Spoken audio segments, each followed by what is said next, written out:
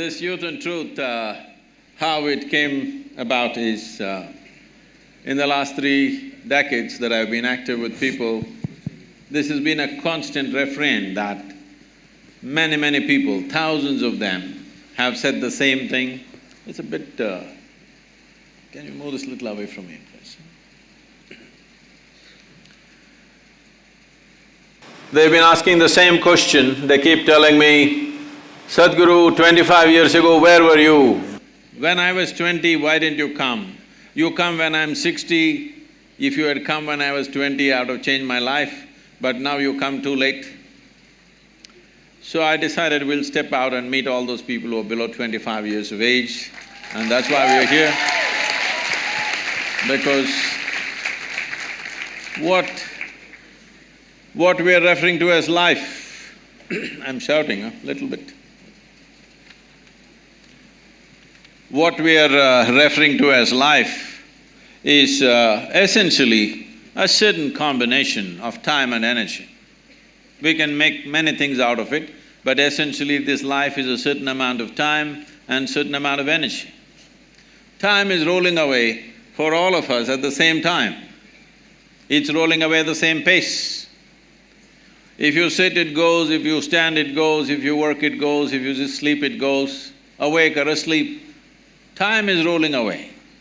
It's the energy that we can manage. When you're youthful, or when you're in that segment of life which is referred to as youth, this is the time when your energies are at their peak and they're at their highest. Most youth do not understand this, that this level of energy, the intensity of energy is with you only in this stage of life. It's not going to last for a long time. Most youth will not understand this right now, but you must look at the older people and see they were also youth and it's happened to them and it's going to happen to you. So when your energies are at its peak, if you can bring a little more clarity and balance into your life, this energy could become a phenomenal force both for yourself and for the society and the country and the world that we live in. So it's in this context that this Youth and Truth has been launched.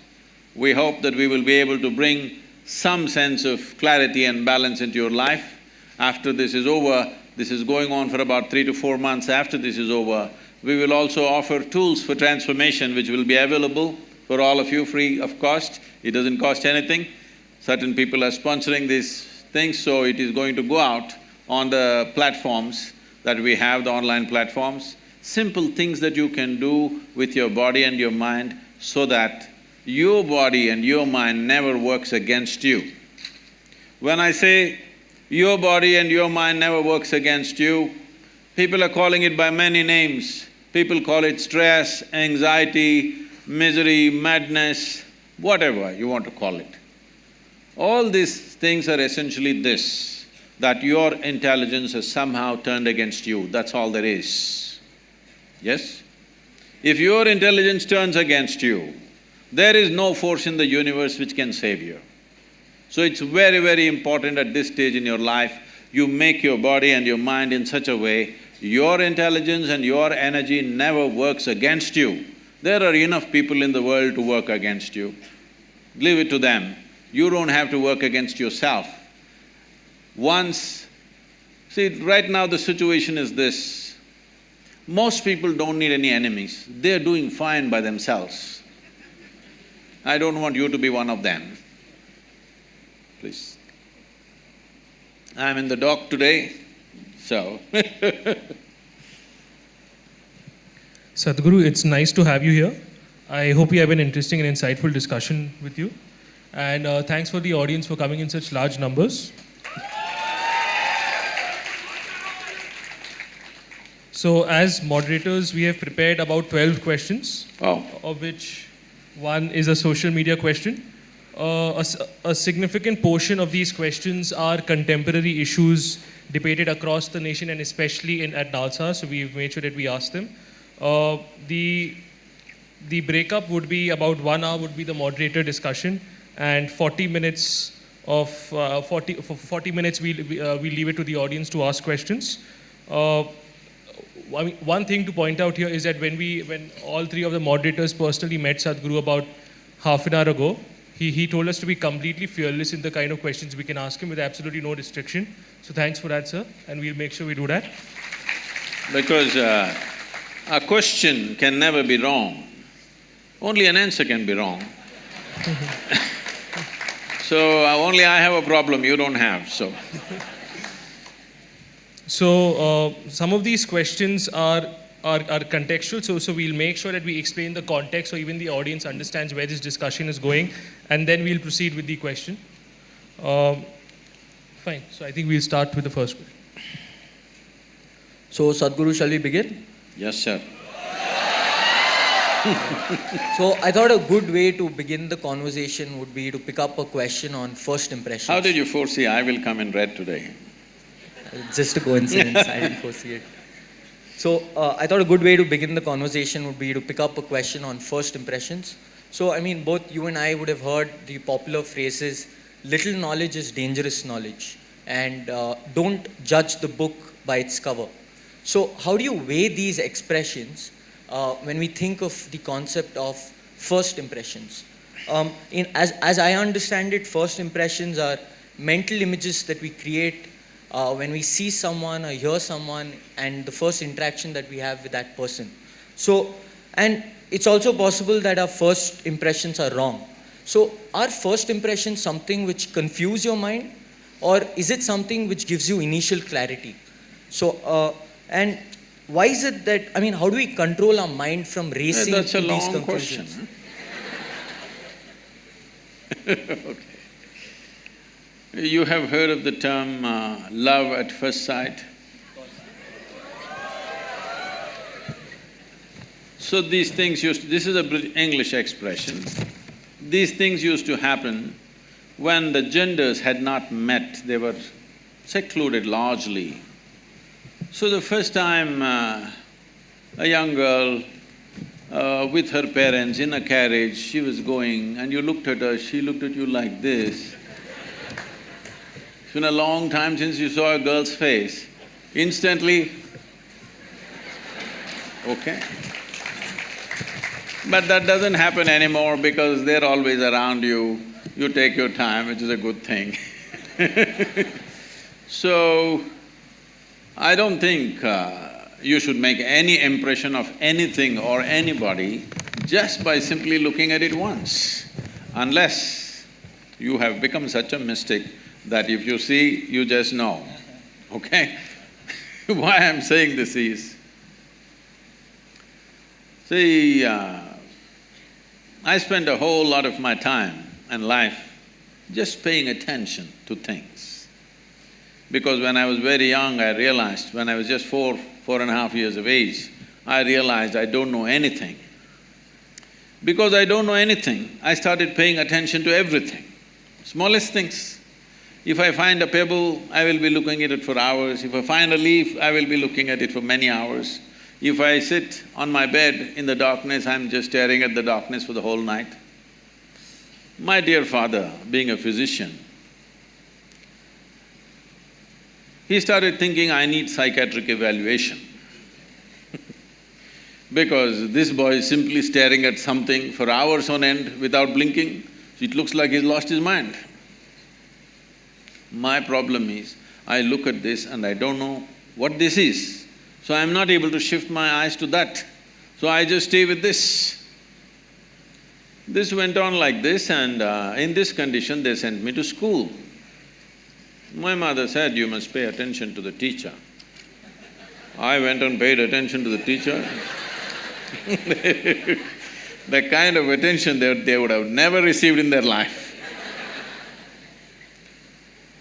About 9 years ago, this school where I studied almost 45 years ago, they invited me for their 125th anniversary. The trustees came to invite me. I said, see, why me? Because I was not just a not good student, I was not even a student. I only went to school when it was a must. Most of the time nobody noticed me and I just vanished somewhere. So I said, why me? I'm not a good example for your students. They said, our school has produced union ministers, our school has produced cricketing stars, film stars, you are the only mystic, you must come. I said, okay, and I went there. I stood up to speak in the quadrangle, I just looked around, the same oppressive buildings. You have a fantastic, a campus. It's a fortune, because it's not just about education, it's about living in a certain atmosphere is a very important thing for learning. So, these are city schools which are like that. Then I looked at this classroom and I suddenly remembered, I was just 12 years of age. One afternoon, the teacher is trying to get some response from me. Those days I'm made like this, for many days I won't utter a single word. When you don't know anything, what to say?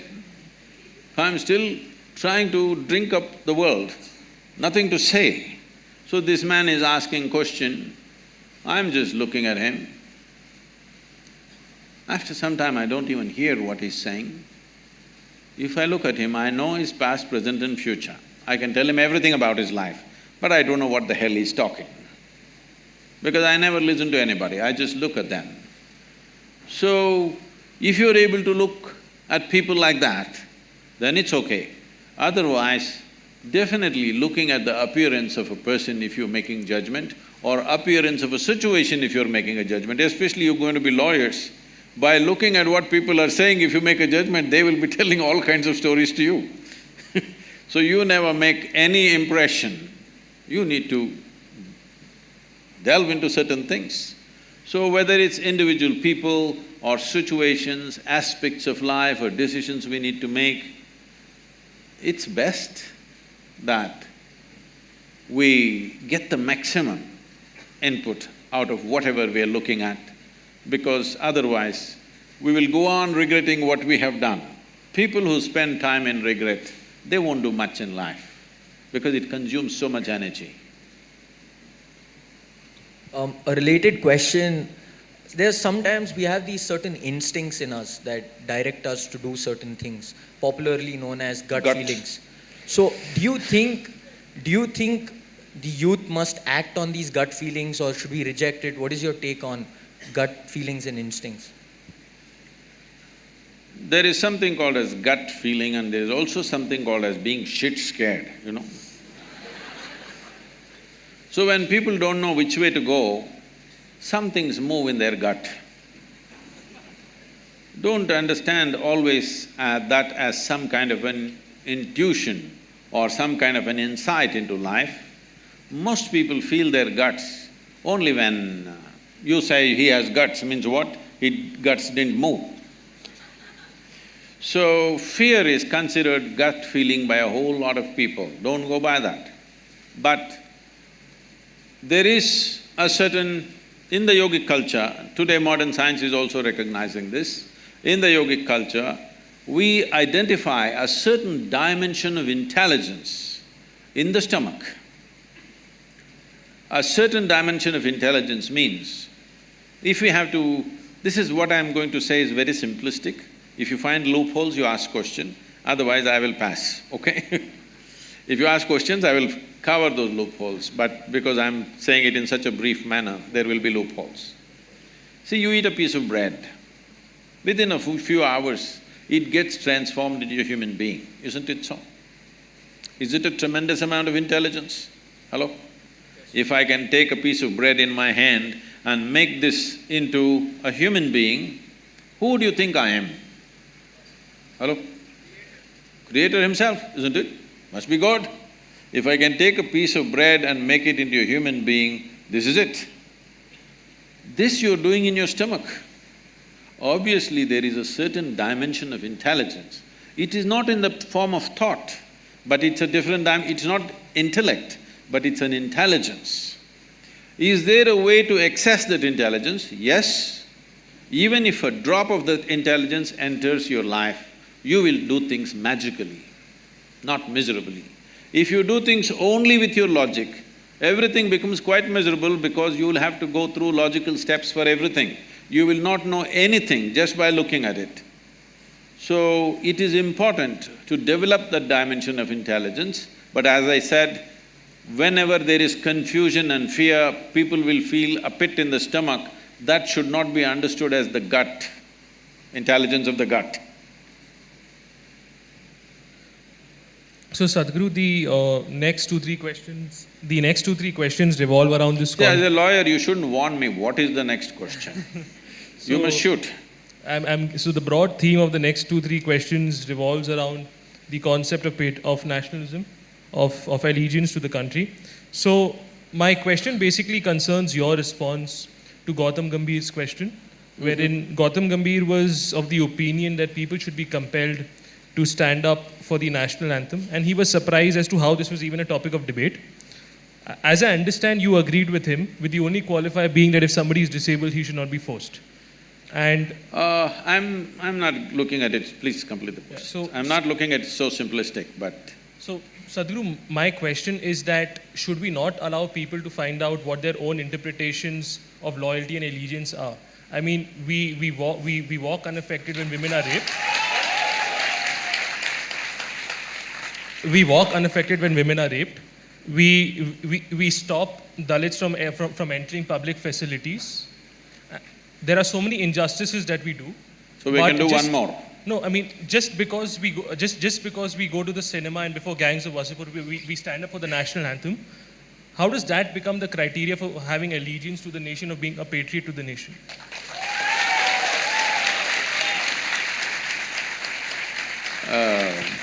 Looks like it's a very popular question.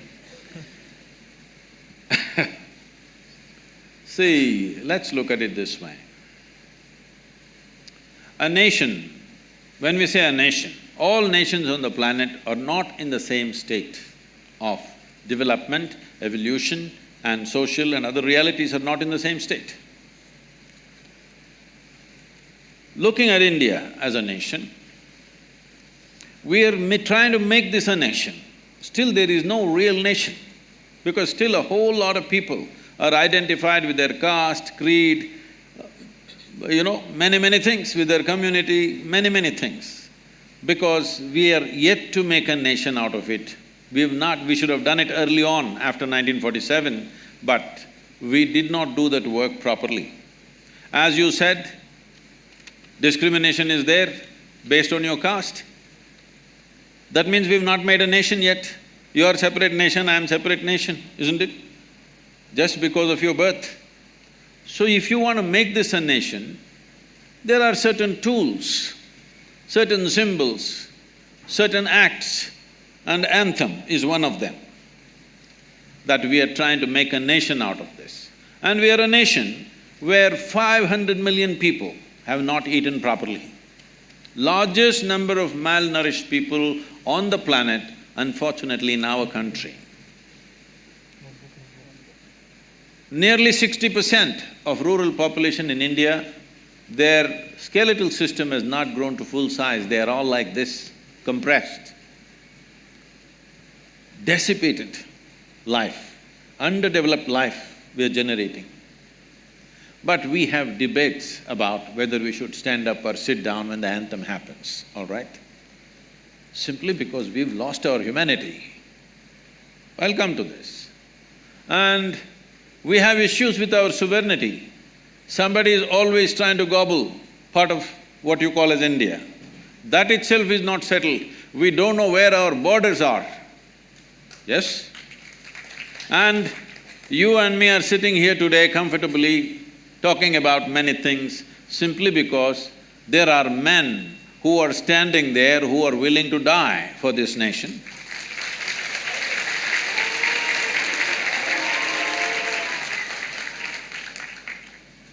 You don't like it, it's fine. There are men and women who are willing to die for this nation. Every day they're dying. You may be seeing it as statistic, but unfortunately, they have wives, they have children, they have families. A man who stands there willing to stake his life, willing to make his wife into a widow, willing to make his children into orphans, at least please tell him, we don't care a damn for this nation, you also come back, what are you guarding against? Why should a man stand there guarding this nation when we are not willing to stand up for a simple symbol of the nationhood, it is 52 seconds, it's a shame. Now, the kind of arguments people are creating is, what if somebody is handicapped? Arey, don't we have that much sense? If somebody is handicapped, we will not ask him to stand up? What nonsense is this? He can sit like this, he can sit like this, showing some expression for the nation. Nation has to evolve. If this nation in the next 25 years comes to a place where all citizens in this country are well-nourished, we can bring down our nationalism and patriotism by 25%. If in another 15, 20 years or 25 years, if everybody is well-employed, well-to-do, nation is bursting with prosperity, then you can bring it down to 50%. Someday if you come to such an egalitarian situation where there is no caste, no creed, no discrimination, gender, caste, creed doesn't matter, we are all just boom. If you come to that stage, we can talk about dissolving the nation and making nation into a global possibility. But without understanding the realities, when your sovereignty is not fixed, when you don't know where the hell your border is of this nation and half the people have not eaten properly, you are talking about in one hand popcorn, one hand Coca-Cola and you can't stand up. No, this is not okay. This is not okay. This is not a question of nationalism, this is a question of your humanity. So…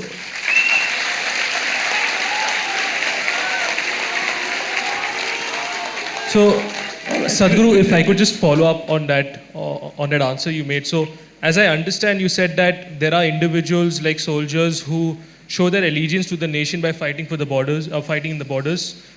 We are not loyal because we don't stand up for… Nobody talked about loyalty, please. No, we need to understand this. Nation is not a God-given entity. It is an agreement among us what a nation is. Yes? Nation is not some God-given thing, it's we who made the nation. There is an agreement what we will respect, what we will not respect, what we value and what we do not value in this country. So this is an agreement that we have made. So this is not a question of your loyalty, maybe you're doing some great work, but you don't want to stand up. But I'm telling you, this is not about you who is well-to-do. This is about those people who are still not fed properly. This is about those people who are dying on the borders. This is about those people who are being rubbed down to the ground on a daily basis. So, Sadhguru, I completely understand. How will sitting help? Please tell me first. No, how does sitting help? If one person stands up and speaks, it'll be nice. If you can stand up for this at least. So could I complete the logical flow on the question I ask him and then we'll put it to somebody there? Is that fine? Or like, do you want to ask right now itself? Please take the microphone and speak, it's fine. Fine, so I mean, the reasoning which I understood is that there are individuals who are sacrificing for the nation. No, there is a condition. There are individuals who subscribe to the idea of a nation and the implication is that individuals who do not stand up for the national anthem do not subscribe to the idea of the nation. Not true. I am not saying that. This is a very simplistic logic. I am not saying that. I am saying nation is at a certain status of evolution. Do you understand? In this nation, we need an emotion to move this nation to a better status. For this emotion, everybody needs to participate. It's like saying, tomorrow you want to build a family. You go and tell your wife, see, I'm very agnostic, I will give you what you want, but I will not invest my emotion into this family. You think you will have a family? You think you will have one? So, standing up for the national anthem and a few other symbols of that is just that you are creating an emotion, because nation is only in the minds and hearts of people. It doesn't exist anywhere else. There is no nation in the world. Nation exists only in our minds and our hearts. If it doesn't exist in your heart, how will it exist? It will not, it will cease to exist. So the last time the last time in history we had forced acts of symbolism that resulted in Nazi Germany. I got you. All right, that whole thing. All right. See, this is why the problem is you have read European history, you have no idea of Indian history. Let's come to this. Nazi Germany was organized against somebody within that country. Right now, you standing up for the national anthem is not organized against anybody. It is not organized against anybody. This must be understood. First of all, let us be very clear. Without investing our thought and emotion, there is no nation. Right now in this country, a whole lot of people, if you go into rural India, a whole lot of people don't know what is India. They know only their caste, they know only their community, their full allegiance is right there. You have to build this nation in people's minds and hearts. You don't build a nation just around. If you build a road and a bridge and something, nation will not happen. You have to build a nation in people's minds and hearts. This is a simple thing. Why should I stand up in a cinema theatre? That's a question. No, not necessary in the cinema theatre, but how many of you by yourself will go and attend a Republic Day parade or go for flag hoisting on an Independence Day and stand up and sing the national anthem? You don't. So because the only damn place that you go to is a cinema theatre, we are asking you to do it there.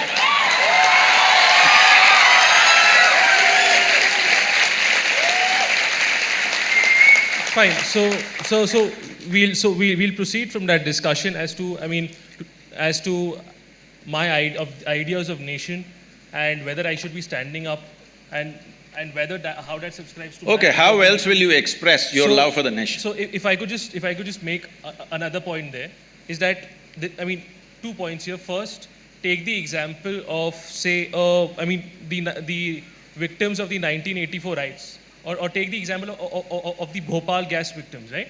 These people have been failed by the nation. These people have been discriminated upon.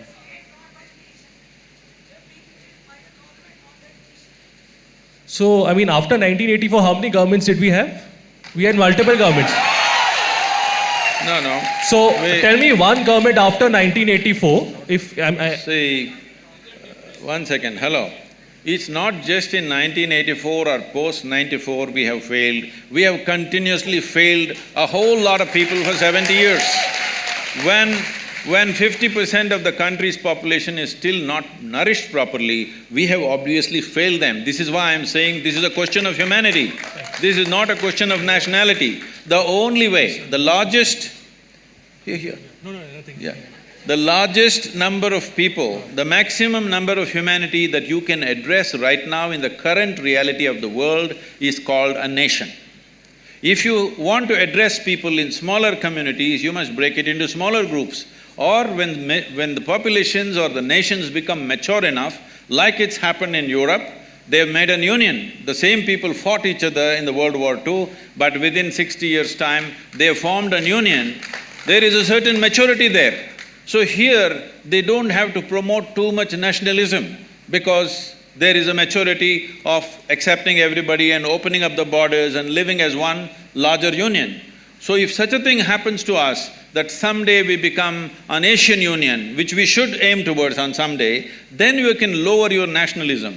Right now you don't have a thing, you have not eaten properly, you're talking about other kinds of ideas and comparing yourself with Nazi Germany, which was in a completely different state. I'm saying you have ideals without reality check about your understanding of where we are, where this country is right now.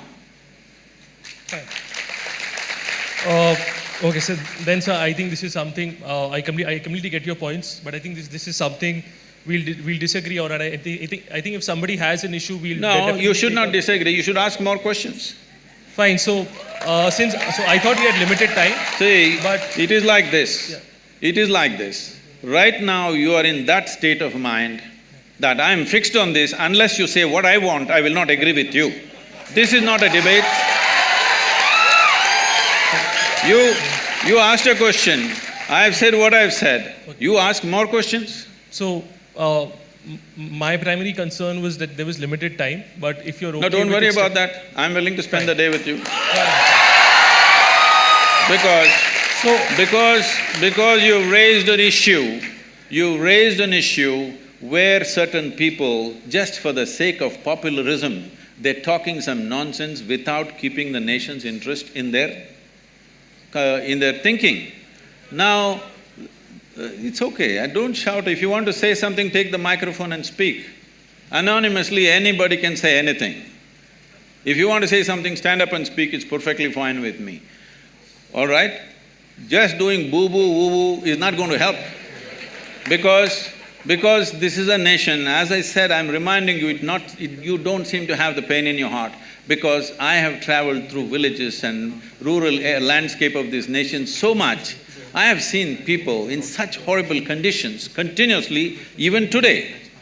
Just here, in this state, just travel around, see, it's one of the well-to-do states in the country. Go to the remote parts of this state and see how people are. Most of them have not eaten properly in their entire life, okay? When this is the condition, we have debating about nuances, 52 seconds, if I stand, my legs will melt down. No, I'm saying this, can you create a nation without investing your emotion into the nation-making? Can you? So, could investing emotion also be by expressing healthy skepticism? Is healthy skepticism also not a factor that is taken into account while building the nation? You can stand up and be a skeptic. Be a stand-up skeptic. Why are you sit-down skeptic? Even comedians are standing up these days. But it's how I express myself to be Okay, how will you express, sir? I mean… See, how will you… Okay, do one thing, let us not sing the national anthem, let's not stand for it. Find some way where all Indians can express one way, 1 minute of respect for this nation. Please find some way and tell me. So, sir, I completely agree with you, and that's where I come from. Like, I could be contributing to the nation not in terms of 1 minute, but in terms of hours. I could be protecting tribal rights.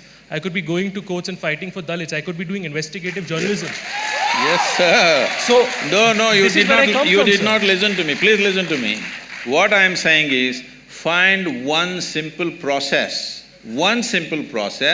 that all of us can use to express our love for this country. Find that.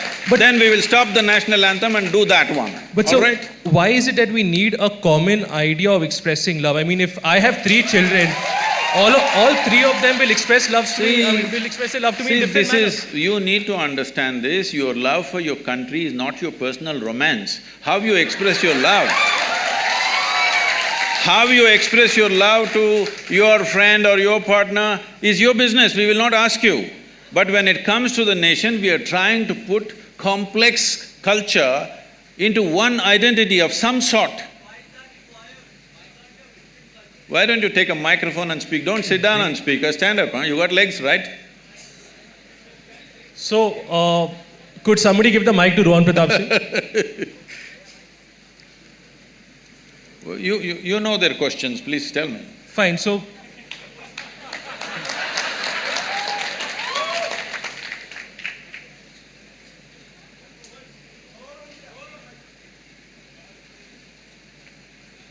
So, before the mic comes to him, because I think it will take some time. No, I would like you to stand up. Yeah. So our question was simple. If we are Can I sing the national anthem now that you are standing? Sorry?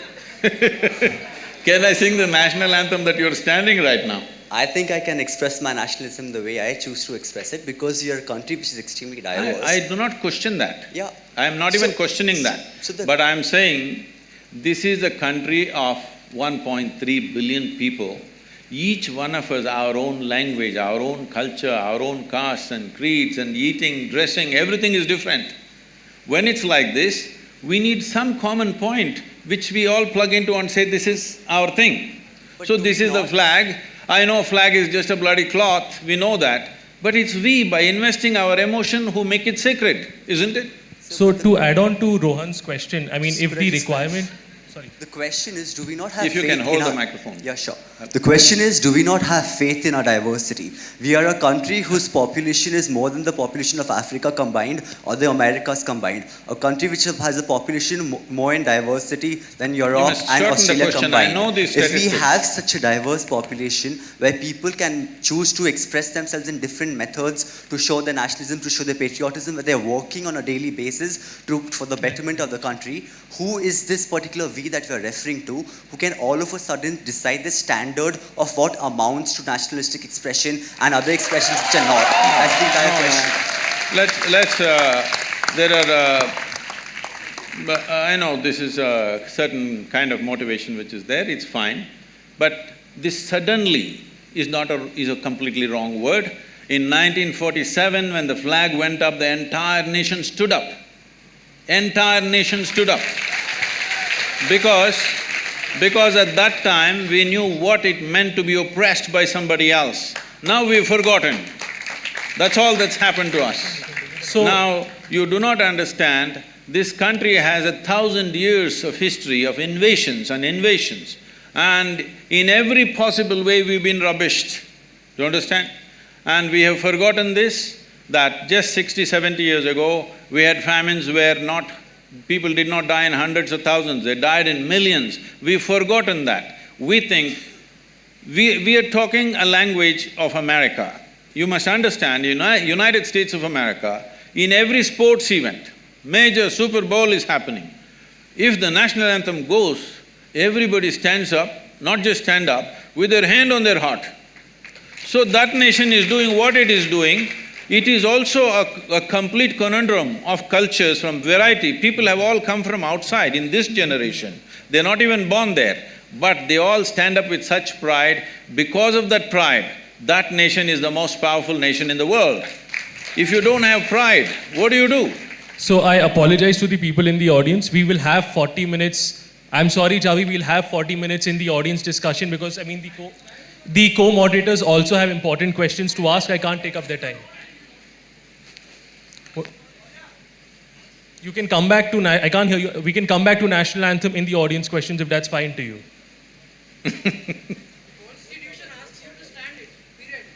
Constitution under Article 19(1)A gives me the freedom of expression and there are explicit Supreme Court decisions which say that I have the right to silence, to peaceful silence. So if I'm just sitting up and I have the right to be silent, that is constitutionally protected. So Constitution does not say this. The only law we have is the… Please sit down. Hello. The only law we have is… there's a separate law for that. Whoever, please, whatever kind of question you want to ask, take the microphone and ask the question. Don't just stand up and do whatever, okay, please? So, if it's fine to you and if it's fine to everybody, can we please do it as a moderated discussion? Yes. If you're fine with that, because we have a lot of important questions, nuanced questions to ask. Yes. So, I'm sorry, I'll take the autocratic decision to move on, and if you guys can, please ask that in the audience questions. There's 40 minutes reserved for that. That's a very good thing. That's a very good thing. They're listening to your autocratic decision. They're not saying we'll express in our own way.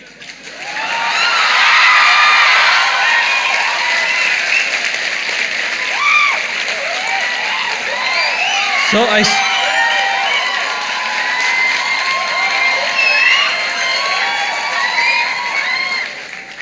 Sir, because we already have two opinions being discussed here of yours and mine. No, that is fine. All I'm saying is, if everybody does things in their own way, there's going to be chaos. That's all it is.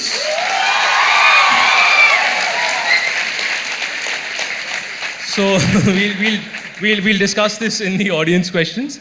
So the next question, sir, Sadhguru, which I have, concerns the interlinkages between art and war. This is again, this comes back between art and war, between art and nationalism. So just to set the context, in Bombay there were certain political entities which threatened that a particular film would not be released because it involved a Pakistani actor who, by the way, was working there, was working in India legally on a government-sanctioned permit.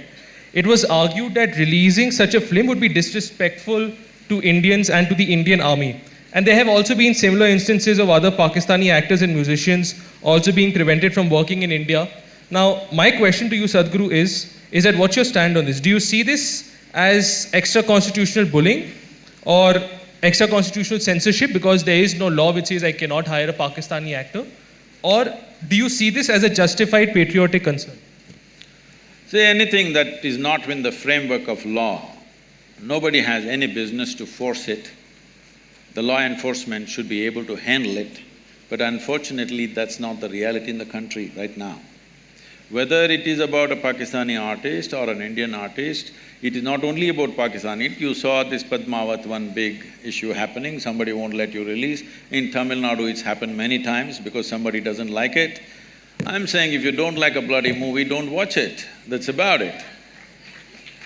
So, About India-Pakistan, there is unfortunately, there is a lot of continuous conflict happening. If it is not necessary for us, we must make a law like that. Till these things are settled, as they are saying right now, till it's settled, we won't talk. Similarly, till it's settled, we won't act, we won't sing, we won't do. But outside the framework of law, nobody has any business to enforce anything. Unfortunately, the way to become a leader in this country has been till now, you don't have to create anything, you don't have to build anything. You gather 100 people and block the highway for 3 days, make everybody's life miserable, you may get elected. So those of you who are shouting, you must understand this is not the way, because this is the person that he's talking about right now. People who will break the framework and do their own thing, just to have their way because they believe something. You can believe whatever you want. You can believe whatever you want. I can believe whatever I want. But we have come to an agreement that we will work within the framework of the Constitution, and that is our book right now. Other books that you read, a religious kind, nationalistic kind, whatever other kind you read, it's your personal choice, you can read whatever you want. But the nation will run by this book. If you find a flaw in this book, we have the freedom to amend the book. That's how we must go. First and foremost thing about building a prosperous nation is, we must be a law-abiding nation. If that doesn't happen, never well-being will happen to the people. Those who have the muscle will rule the nation. So, as I understood from your answer that in case there does not exist… Why do you interpret my answer? I think they understand. No, so Sadhguru,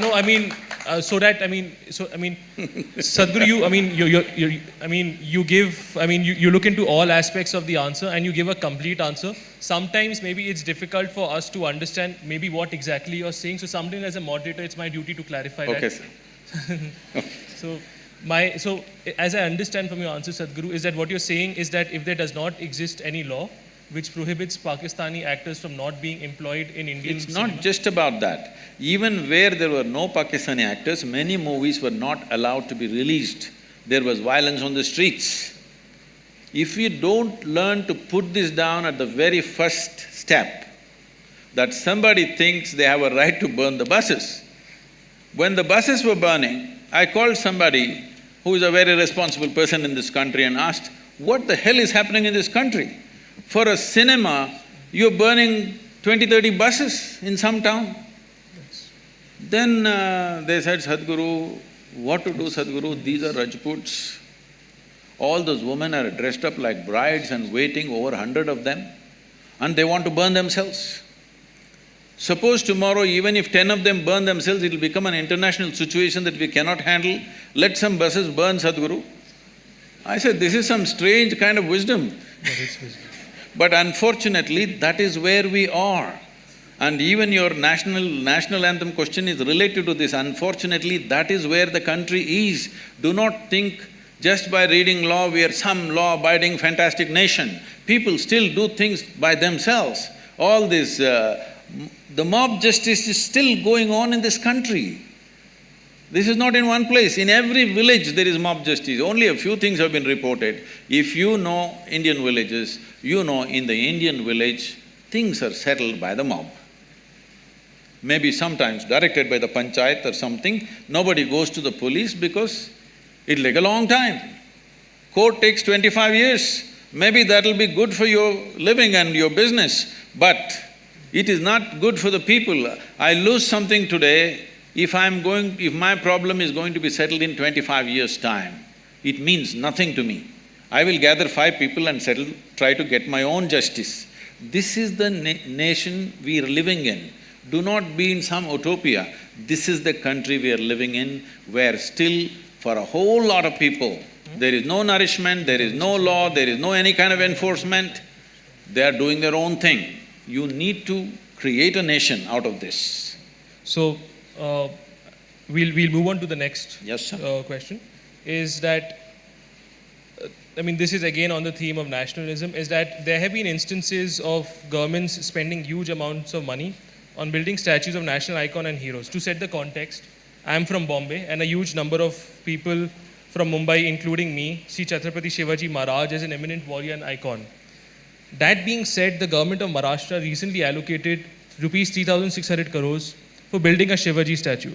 Sadhguru, my question is that respecting national heroes and taking pride in history is important, but should it come at the cost of spending rupees 3,600 crores, especially when you have important socio-economic issues still pending? I mean, in Bombay, there have been bridges which have fallen down. There are families, entire families who have been killed. There are public schools which have only received 25% of the funding. All the many things that we need to do in this country, there's not one thing or two things. Yeah. There are so many things we need to do in this. At this time, is it necessary to build a statue?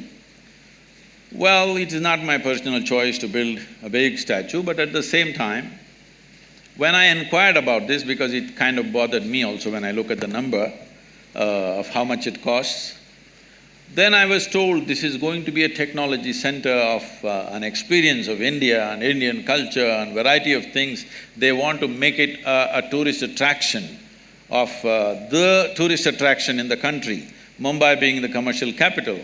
So they have some vision. I don't know how it'll pan out, because it's the government executing the vision, but they have a vision, and hopefully it'll turn out in such a way that it'll be a big tourism draw for Mumbai. Right now they feel Mumbai has commercial travelers but no tourists coming to India. Tourists coming to India avoid Mumbai for variety of reasons. They want to change that with this one project. Hopefully they do that. And Chhatrapati Shivaji is an inspiration for all the Marathis for everything. So they want to build his statue. I don't know how tall it is. How tall it is? So I don't think the main budget is for the statue, it is for the complex that they're building. They're saying it's going to be a tourist draw. If it is so… Fine. So, I understand that we don't have clarity as to the facts as to, whether they will be able to recoup the investment or not. But there were some people who just to let you know, and then you could also give your view on this. There were some people who did statistical studies on this. They said that Taj Mahal, which is the most popular monument in India, has 25 crores coming from it annually, 25-30. And this is 3,600 crores, which means that if you, even if you don't include the cost of maintenance, this will take 150 years just to recover. That is very simplistic economics. I don't know why… For anything illogical, a few people are always clapping, motivated in a certain way. Please, this is very illogical economics. This is not how that project is being planned, because from what little I know, I'm not an expert on this, let me admit that I don't know much about it, but it's not only about the statue. The statue is probably to pacify a certain groups of people so that they support that and they don't, start a protest against this tourism project. The project like this will not be like… See, Taj Mahal is one ticket entry. This is not going to be like that. This is going to be many things about Indian culture, and this is not going to raise… it is not like 25 rupee ticket, you pay and you enter and go. And anyway, these kind of projects, it is going to be economically viable because we've been working on the river projects with Maharashtra's finance minister. They're very, astute about money. So I'm sure they'll work out an economic module, I have no doubt about that. But beyond that, a tourism project, something that you're trying to draw people into the town, means they will stay in the hotels, they will eat, they will do many things, they'll spend money in the town. So there is… economics is in many places. So out of… just to see Taj Mahal, people to come to India, do you think just with a 50 rupee ticket they enter? For foreigners, I think it's 100 rupees or something. They enter and they go away? No, they will eat, they'll stay in a hotel, they'll buy things, Indian arts, crafts, everything sells.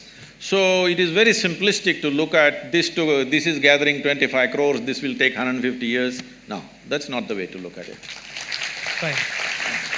So we'll move on to the next question, but I'm sorry, I'm indulging myself here. Even if it is not 3,600 crores, even if you are going to recover it in the future, when you have children who are, when you have children who are dying of malnutrition, when you have schools which have only 25% public funding, wherein the rest of the 75% hasn't come, when you have this amount which is 7 times the amount which Maharashtra allocates I'll to tell building you, rural roads, this is it necessary? 3,600 crores is less than 3 months of alcohol consumption in Mumbai city. Why don't we abstain for 3 months and build the damn thing, huh? Whatever it is.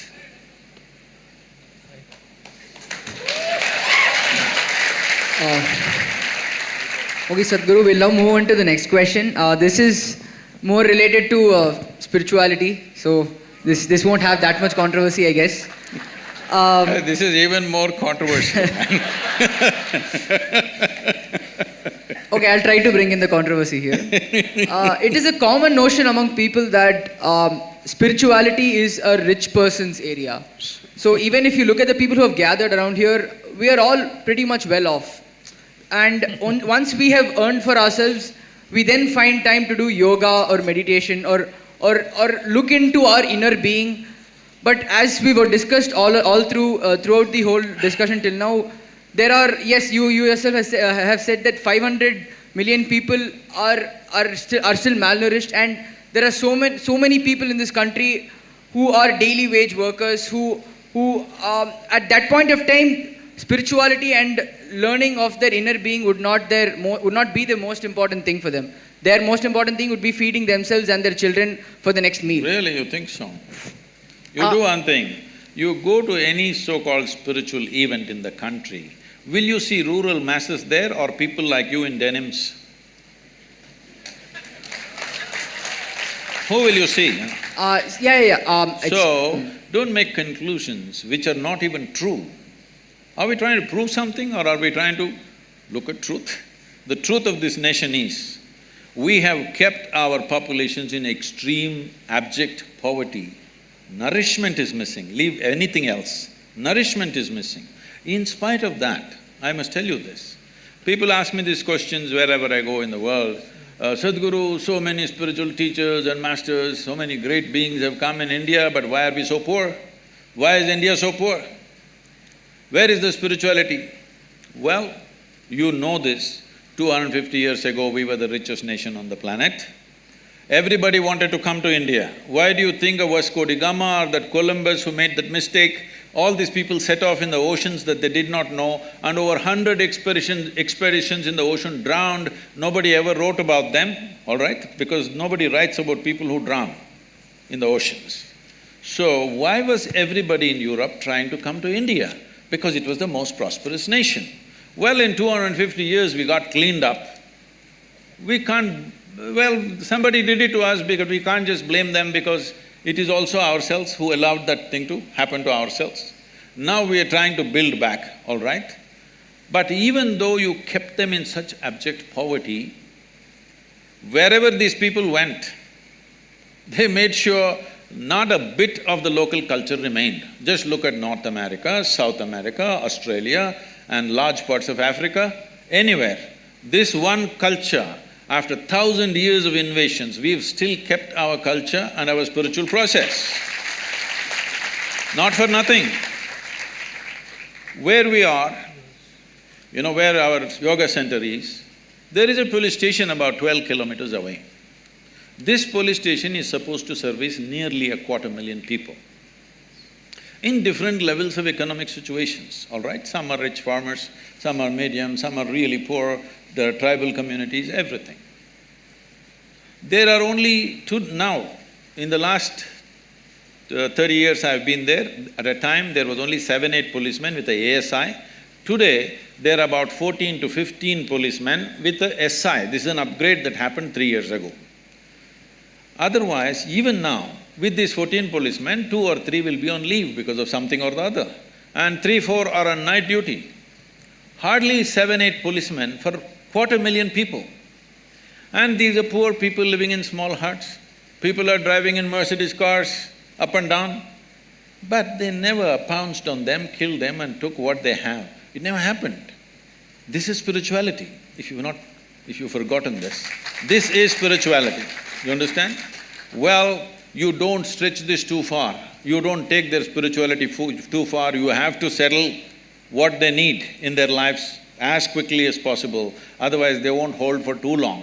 But it is because of that spiritual process, we as a nation have survived in spite of all the abuse that's happened to us. And don't say rural masses don't have spirituality, they are the ones who are really on. Urban masses are losing it, isn't it? No, my question wasn't towards rural masses. Mine Poor. was like, for example, I'll just… Poverty, right?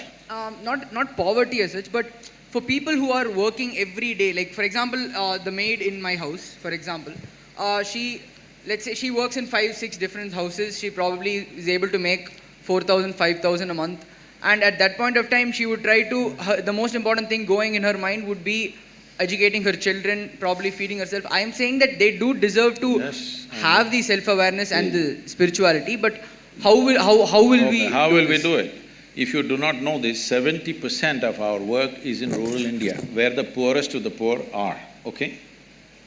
Poorest of the poor are in rural India, 70% of our work is in rural India, and it's free. It's free of cost. You walk with me in Tamil Nadu, you go into a village, the entire village will gather. Not for money, not for something else, because they know there is some tools of transformation which they can make use of. So in the city, there is money involved simply because you want it in an air-conditioned room. Air conditioning is on right now. Whether I pay or you pay or somebody else pays, somebody is paying for it, isn't it? If you don't understand this, you have no sense of economy. That's the biggest problem in the country. People have no sense of economy, so they're always asking for welfare schemes. Give me this, give me that. But whether I pay or you pay, somebody is paying, isn't it? If what is paid is not accounted for, it's not going to work. This is the reason why we are poor, because we are not conducting our economics properly. Now, spiritual process is about inner strength, especially if you are going through hardships. Inner strength is most important or no? That is the time to remove it. Is it there for the rural masses? Definitely there. Much more. 70% of our time we are investing. But when I come to the city, when I come to Delhi, activists come and invite me. Why are you only meeting the rich and powerful? Why are you not coming to the slum? I said, the whole goddamn country is a slum, and I'm traveling all over. When I come to Delhi, I want to meet only the rich and powerful. Let it be very clear to you, I'm not going to come to the slum in Delhi, because the entire country is a slum if you have not seen. Thank you, sir. Sadhguru, many of my colleagues and I are soon going to begin our professional careers, so there may be occasions in the course of our career where we are confronted with certain moral dilemmas. For example, a situation where you're required to defend someone you know is guilty, or a situation where you have to prosecute someone you know is innocent. Now, the law says that every accused is entitled to an attorney and the right to a fair trial. Now, if I decide to defend this particular accused individual and I defend him successfully, then should I be pleased with the acquittal, or should I regret the fact that the victim has not received justice? So how do I reconcile this conflict between my conscience and my professional obligations? See, your profession is a constitutional obligation. You have no business to see what is right and wrong. Your business is just to interpret the constitution for the well-being of the citizen who comes to you. Crime he has committed maybe, but sometimes the crimes are so heinous, then the human question will come up, should I save this guy at all? So, this is not don't make this into a moral dilemma. This is a professional thing where you must decide, are you fulfilling your constitutional responsibility or no? This is not for you to take a moral stand, okay, this guy has done something that I don't like, so let him hang. This is not for you to decide. Your business is just to interpret the law so that everybody gets a fair this thing. This once happened, can I tell you a joke? You're a very serious lawyer, you are. This happened. Shankaran Pillai was accused of murder. So he went on pleading not guilty, not guilty, not guilty. After 4 years, when the case was nearly coming to a close, suddenly he said, okay, I will plead guilty. So the judge asked, all these 4 years, whatever we said, you went on saying not guilty, now you are saying guilty, what is this? He said, at that time, I had not heard the evidence. So, when somebody commits a crime, of course he tries to save his skin, all right? And when somebody commits a crime, it's not for everybody to take a call. Right now it's happening on the social media and even in the television channels. Okay, hang him, castrate him, do this, do that. If you go by this, then lynching is what you will do in the end. Why go to the court? Let's lynch them when we see they've done something wrong. Because when something really terrible happens in front of you, or you come to know it's happened, it's not just robbery, some terrible things are being done, all right? When really terrible things happen, the crowd will want to lynch that guy. Even regular people, responsible people in the country are uttering these words, I would like to be the hangman for this guy. So why they're saying this is, yes, your humanity burns when you see such things happening, but you as a lawyer, your business is just to interpret the law, to stay within the framework of the constitution. It's not for you, because you know this guy has committed the crime, it's not for you to take a gun and shoot that guy in the court. That's not your business. That should happen through due process. Even if it looks unjust, what is unjust is the length of time that these legal procedures are taking. If we want justice to be reasonable and human or humane, it's very important, the time has to be reduced. This time is killing people and this time is making people do extrajudicial stuff simply because the amount of time it's taking. This has to change. So, it was an extremely insightful explanation wherein you talked about why certain mobs or why certain individuals take law in their own hands. May it be the judicial delays, may it be the time-consuming process. Just one clarificatory question I had here is that while the absence of adequate legal infrastructure might propel them to do such acts, are such acts justified despite the inadequate legal infrastructure? That's one question. I thought I made that extremely clear in the previous answer. Anything outside the framework of law, the moment you think it's all right, however nice and right it may look to you, then you're breaking the nation. May it be as a lawyer or as a citizen? Even as a citizen. But at the same time, when there is no law, when the law is skewed in somebody else's favor, I know I will not get justice, something terrible happens to me, you can't stop this human being from doing it. So it is both ways. Is it correct? It is definitely not correct. Nobody has the right to do it. But you cannot use that position and keep on keeping people in a state of injustice. They will act in their own way. So, legal reforms need to happen rapidly, otherwise you will see things going, people taking it in their own hands. Thank you for the answer.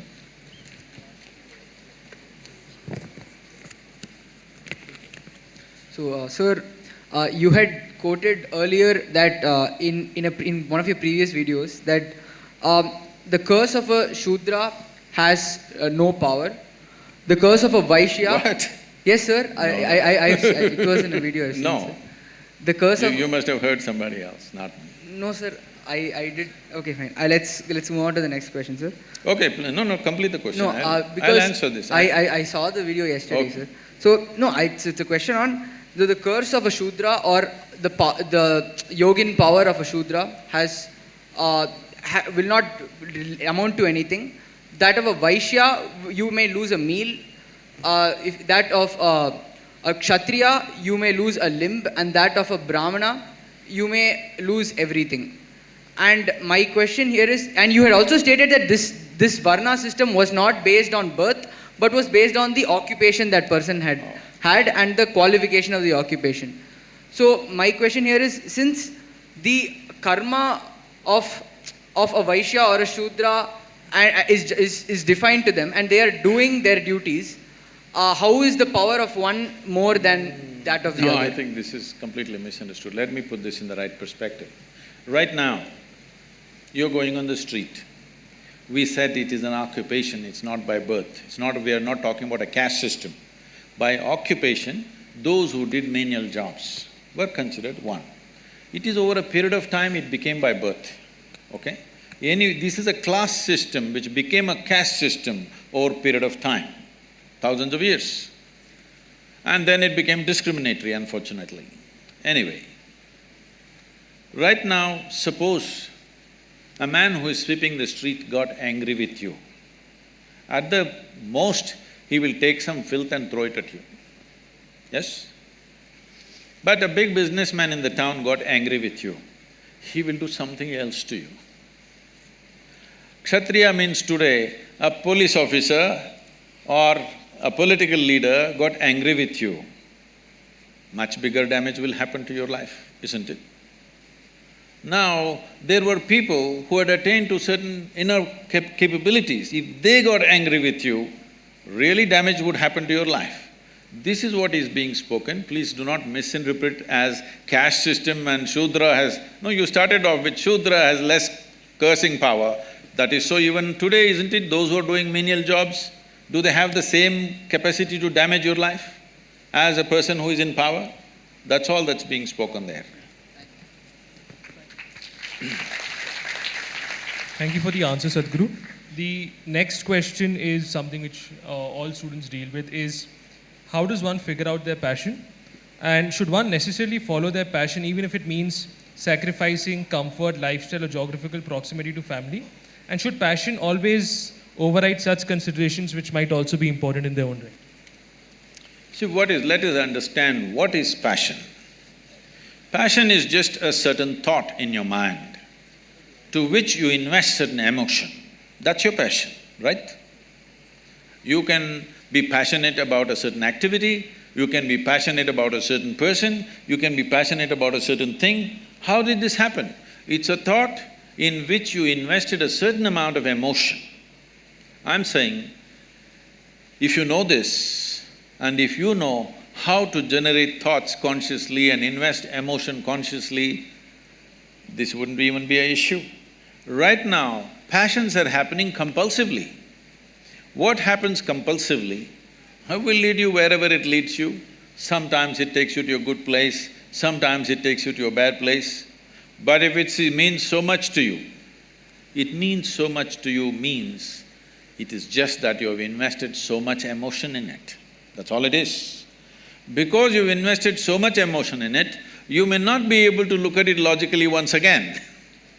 You have lost your fundamental discretion simply because you've invested so much emotion in it. I don't think that's a way to build one's life. One must build their life consciously. But most people don't understand what is building life consciously, they only do things by chance. This is why those who are successful are stressed, those who have failed are frustrated, both are suffering. What else should happen in their life? That's what they need to look at. What needs to happen in their life is, they must learn to conduct their physical body, their psychological process, their emotional process and the fundamental energy process in the body consciously. If this happens consciously, this will happen the way you want. If this happens the way you want, you living joyfully or blissfully is a natural thing. In the world, what you do is not according to your passion. In the world, what you do is what is most needed today. That's what you must do. This is my passion. The world doesn't need it, but you keep on doing it. What is the point? So, just a follow-up on that question about the world, certain things being need to done to improve certain issues or to remedy certain problems. Now, from my limited understanding, or at least what we learned in textbooks, is Buddhism talks about how we should not be attached to something, or how in certain cases we should be detached.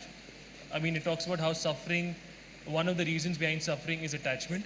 Now, my question to you, Sadhguru, on this is that how can I attempt to remedy injustice if I'm not sentimentally affected or attached to a particular cause? How can I help a particular friend or empathize with him if I'm not attached with him? So this obsessiveness or attachment, is it necessarily bad? See, this attachment-detachment business is a misunderstanding that's come out of the Gita in this country. People misunderstood Krishna like nothing, in the sense, people think Krishna is talking about detachment. Please look at his life. His life is involvement, isn't it? If you look at the scape of whatever we know about his life, whatever little we know about his life spells involvement, involvement, involvement with everything around him. So this person unfortunately is being accused of detachment. See, if there is no involvement, there is no life. You can only know life with involvement. Even if the meal that you eat today, if you're not involved, you will not know what it is. Without involvement, you cannot even taste life. Not possible. People are talking about detachment because of fear of suffering. Fear of suffering has come because when they involve, they get entangled. They do not know how to get involved, they just get entangled. Entanglement is happening because your involvement is very discriminatory. Is that sinking in? So I should be equally involved in everything, is what you're saying? Tell me, if you are less involved in your breath and more involved in your eating, you think life will work? See, breath is involuntary, that's why I'm using the word breath, because it's involuntary, you don't have to do anything, it's just happening. But we're involved by keeping the air conditioning on, otherwise we'll suffocate. This is our involvement, we turned on the machine. We may not be consciously breathing, all right? But we are involved. Without involvement in every aspect of life, you will get skewed. And that is when psychologically you get messed up so much that in many ways mind gets deranged. Seeing this, somebody said, you're too attached, you must be detached. No, detachment will not work either. Can you be detached and do something well? Can you do something well being detached about it? No, you need absolute involvement. If you have an indiscriminate sense of involvement, you will see there is no entanglement in your involvement. If you discriminate, you will get entangled. The problem is of discrimination, not of involvement. Right. So, thank you for the answer. Sadhguru, in one of your uploads on YouTube, you speak of an experience where you've consumed the cobra venom, and you describe this experience as something where one part of yourself felt like you were in a state of slumber, while the other part of you felt like you were in a higher level of brightness. So, how do you perceive the use of other natural intoxicants such as weed or bhang, which take you to the same level of higher consciousness, but the only difference lies in the means which are adopted in reaching that higher level of consciousness? So, why has the consumption of weed in India remained a stigmatized subject? And fortunately for us, we have a senior minister in the Narendra Modi cabinet, Mrs. Maneka Gandhi, who's come out in support of legalization of marijuana. So could you also tell us what your take is on whether or not marijuana should be decriminalized, given that there is enough evidence to suggest that there is medical benefits associated with the consumption of marijuana? Medical benefits are for those who are sick, isn't it?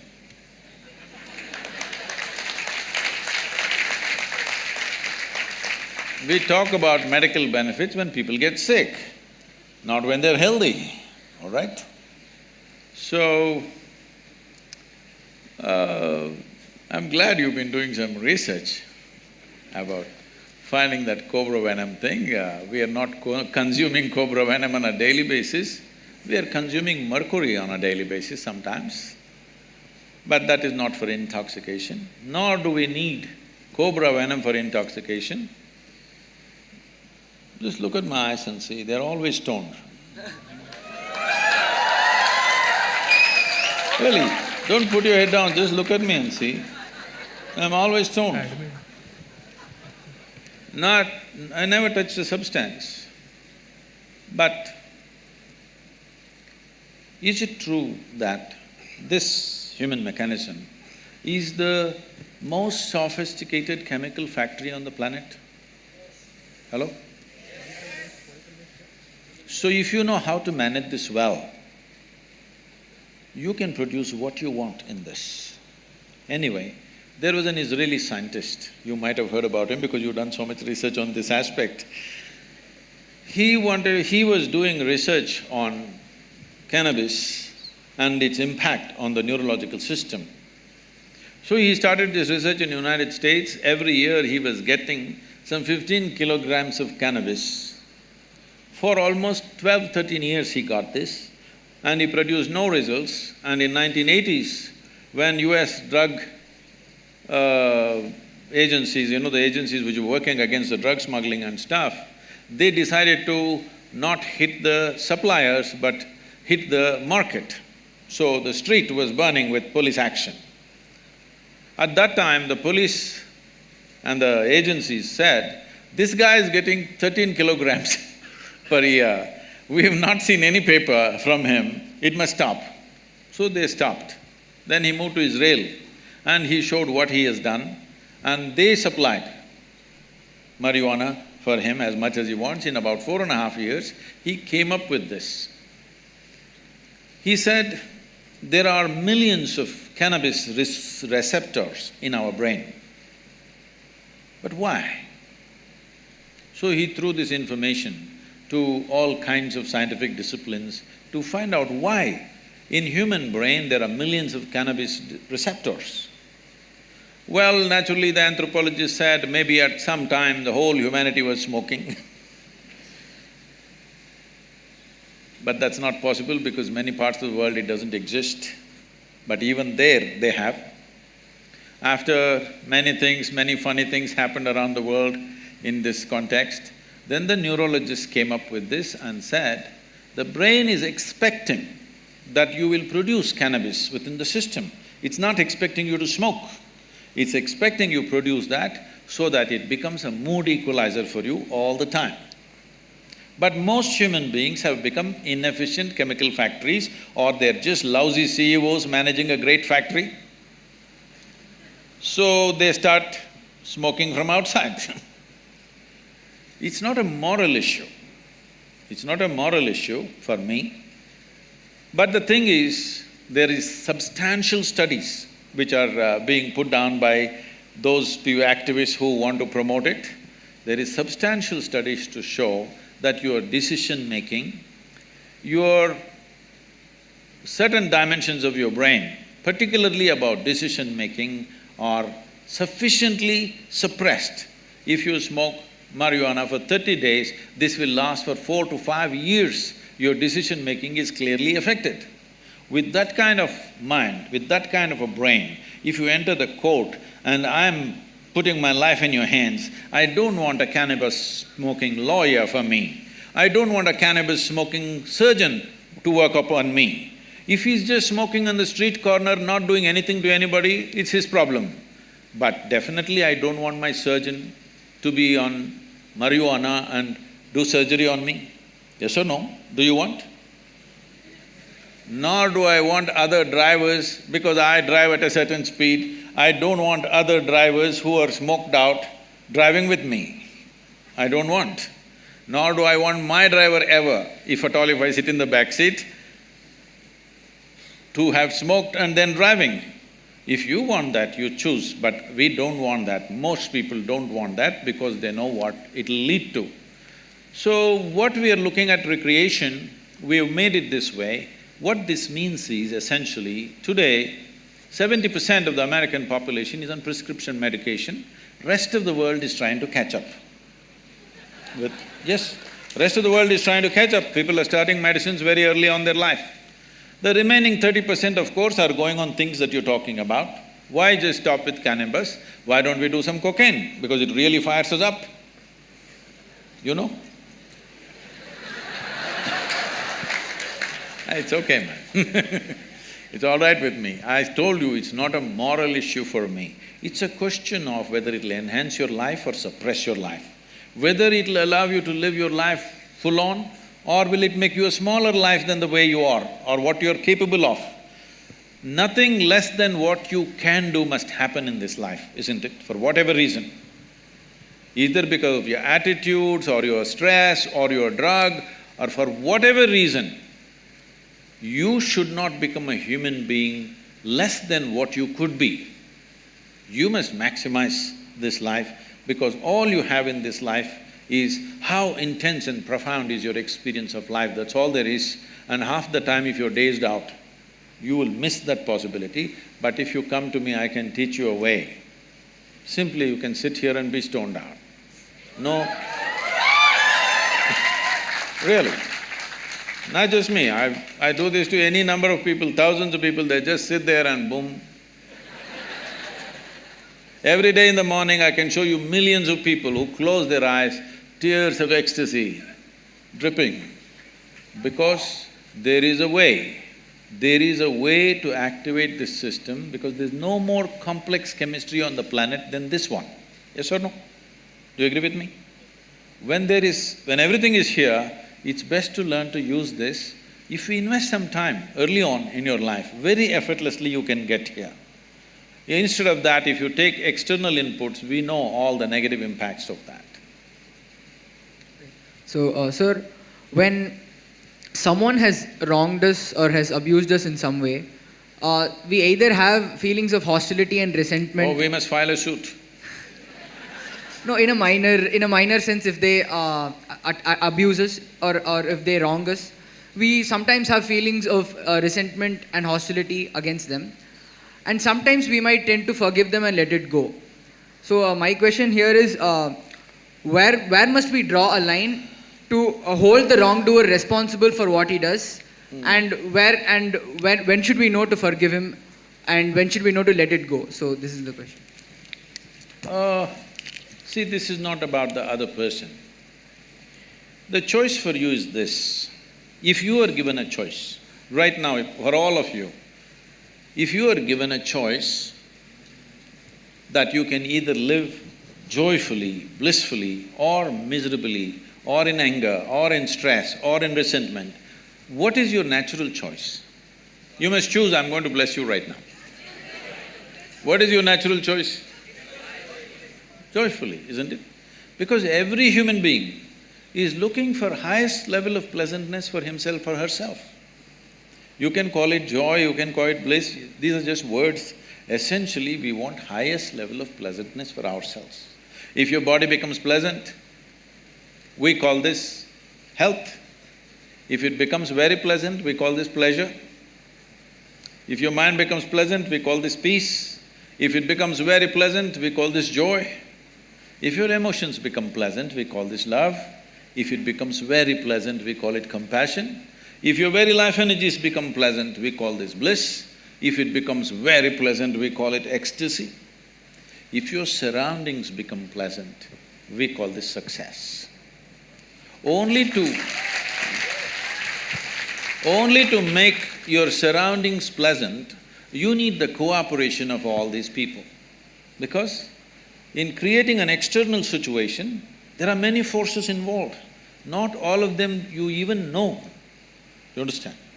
You want to create a wonderful situation for yourself, you don't even know how many forces are working in that area. If you harness a few forces, if they cooperate, things will happen. If they don't cooperate, it won't happen. But for the pleasantness of the body, pleasantness of the mind, pleasantness of your emotion and energy, it's 100% you. Yes or no? Is that yes or no? No, because in some cultures this is yes, in some cultures this is, Yes, right? Yes. Surroundings, creating situations in the surroundings, you need cooperation from the people, otherwise it won't happen. So only for success, you need cooperation. To keep yourself pleasant is 100% yours. So right now, you know well that you want to be peaceful, but somebody else is doing something. What are they doing? They know what they know best. They're abusing you. Why are they doing it? Because that's all they know. Yes or no? That is how they know their life. That's why they're doing it. If you become resentful and you think something will happen to them, see, these are things. Anger, resentment, hatred, these are all poisons that you drink and you expect somebody else to die. No, life doesn't work like that. You drink poison, you die. It's a very fair life. If you drink poison, you die. Very fair, isn't it so? I drink poison and you die, is it fair? So, people who are in anger, resentment, hatred, this is their thing. They are drinking poison. When I say poison, I am not saying in a moral sense. There is substantial medical evidence right now that we can show you with a blood test that 5 minutes before you take your blood test right now, 5 minutes you may remain in extreme anger and take your blood test, you will see you're chemically poisoned actually. So you're literally poisoning yourself, thinking it's going to hurt them. No, it's only going to hurt you. So it doesn't make sense to me, that's all. It's not a morality, whether you should get angry or not get angry. It's up to you if you want to make a mess out of yourself. So this is a question we were sent, and the context of this question, as I understand, is that previously our understanding of gurus or mystics were individuals who meditated and were in penance in forests, who were not attached who were not attached or concerned with businesses. So a question we were sent is that now we see a lot of mystic individuals who have huge foundations, who have companies, some of whom who have gone into production of foods and soaps. So the question here is that, is this… Toothpaste. Toothpaste That's the most too? popular. So the question here is that, is this a healthy trend that you have individuals who you otherwise identified as individuals devoid of material pleasures or away from material pleasures or away from businesses are now actually turning to them? Well, you have not yet managed a business. Managing a business is definitely not a pleasure. But I know who is in the focus right now. See, I had some kind of a conference in Chennai, and somebody came to pick me up, and the driver was driving. He's a regular driver. He goes behind what is in front of him, and it's getting late. I have a reputation to keep that in these 37 years I have not been late to a single event in my life. Though in one day I may have 3, 4, 5 events, still I have not been late to one. So I want to get there, this guy is going at his own pace in the traffic. So I said, you get out. And I took the wheel and I did some forced driving. That was in Tamil Nadu, the Andhra Pradesh police cannot do anything about it. So I did some forced driving and just made it in time. The security gate at the hotel, these days they're stopping you, opening your bonnet, checking your engine and your boot. But nobody knows what they're looking for. After that Mumbai event, unfortunately, everybody has to go through this. So the car in front of me went and the gate opened, I just went through and they were screaming.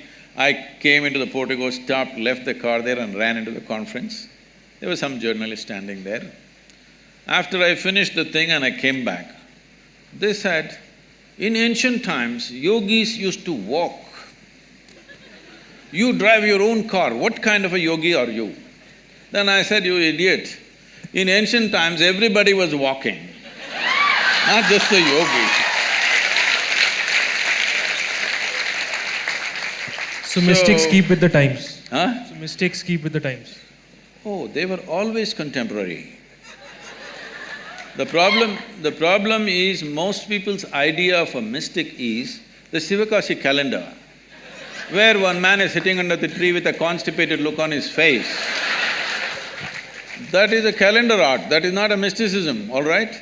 The mystics of the day, well, look at anybody. If you call Krishna a mystic, he was working with the kings all the time because he wanted to transform the political system. If you see Gautam Buddha, always working with the kings because he wants to transform the political system. Without transforming the political system, people will not benefit. So always, the gurus were always around the kings, not because of their palaces, because of their concern, unless the one who rules transforms himself, there will be no benefit for the people. Right from ages, you go back wherever you want, always they were around the kings, not looking for crumbs in the palace, but simply because unless you transform that one fool, the country will not change.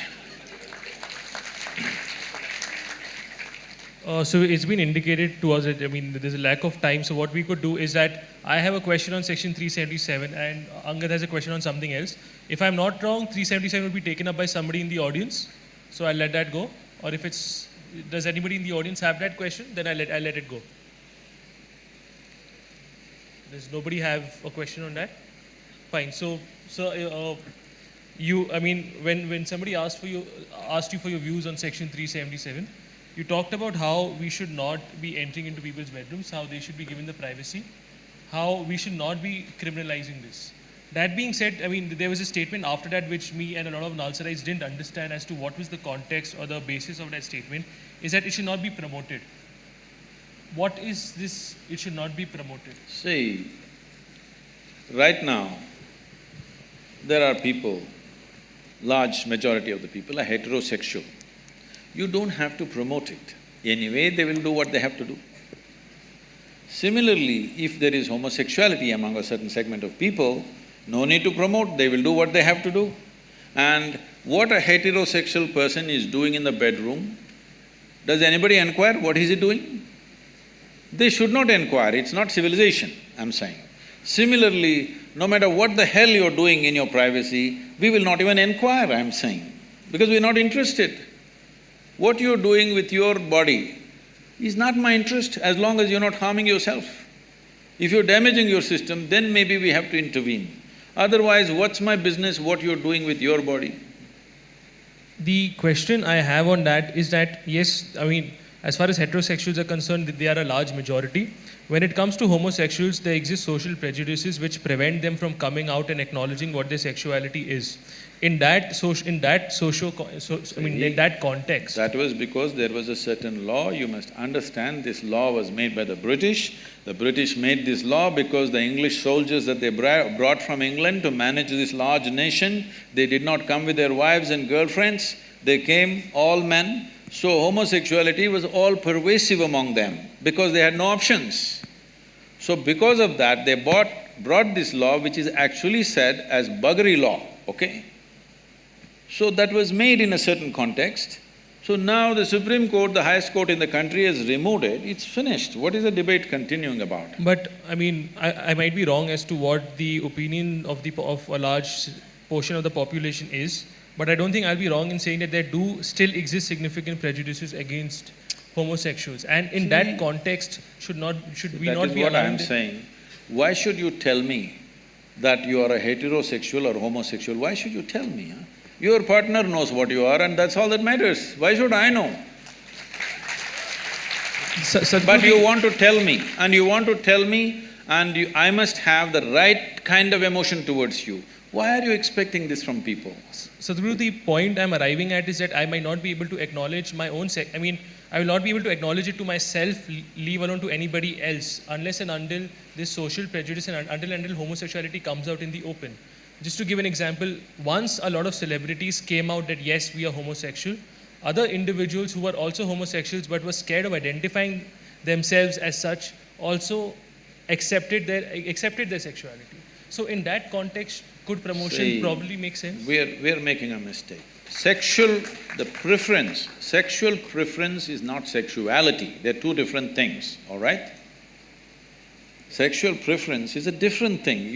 You're making it like it's a kind of a new species. It is not, I'm saying.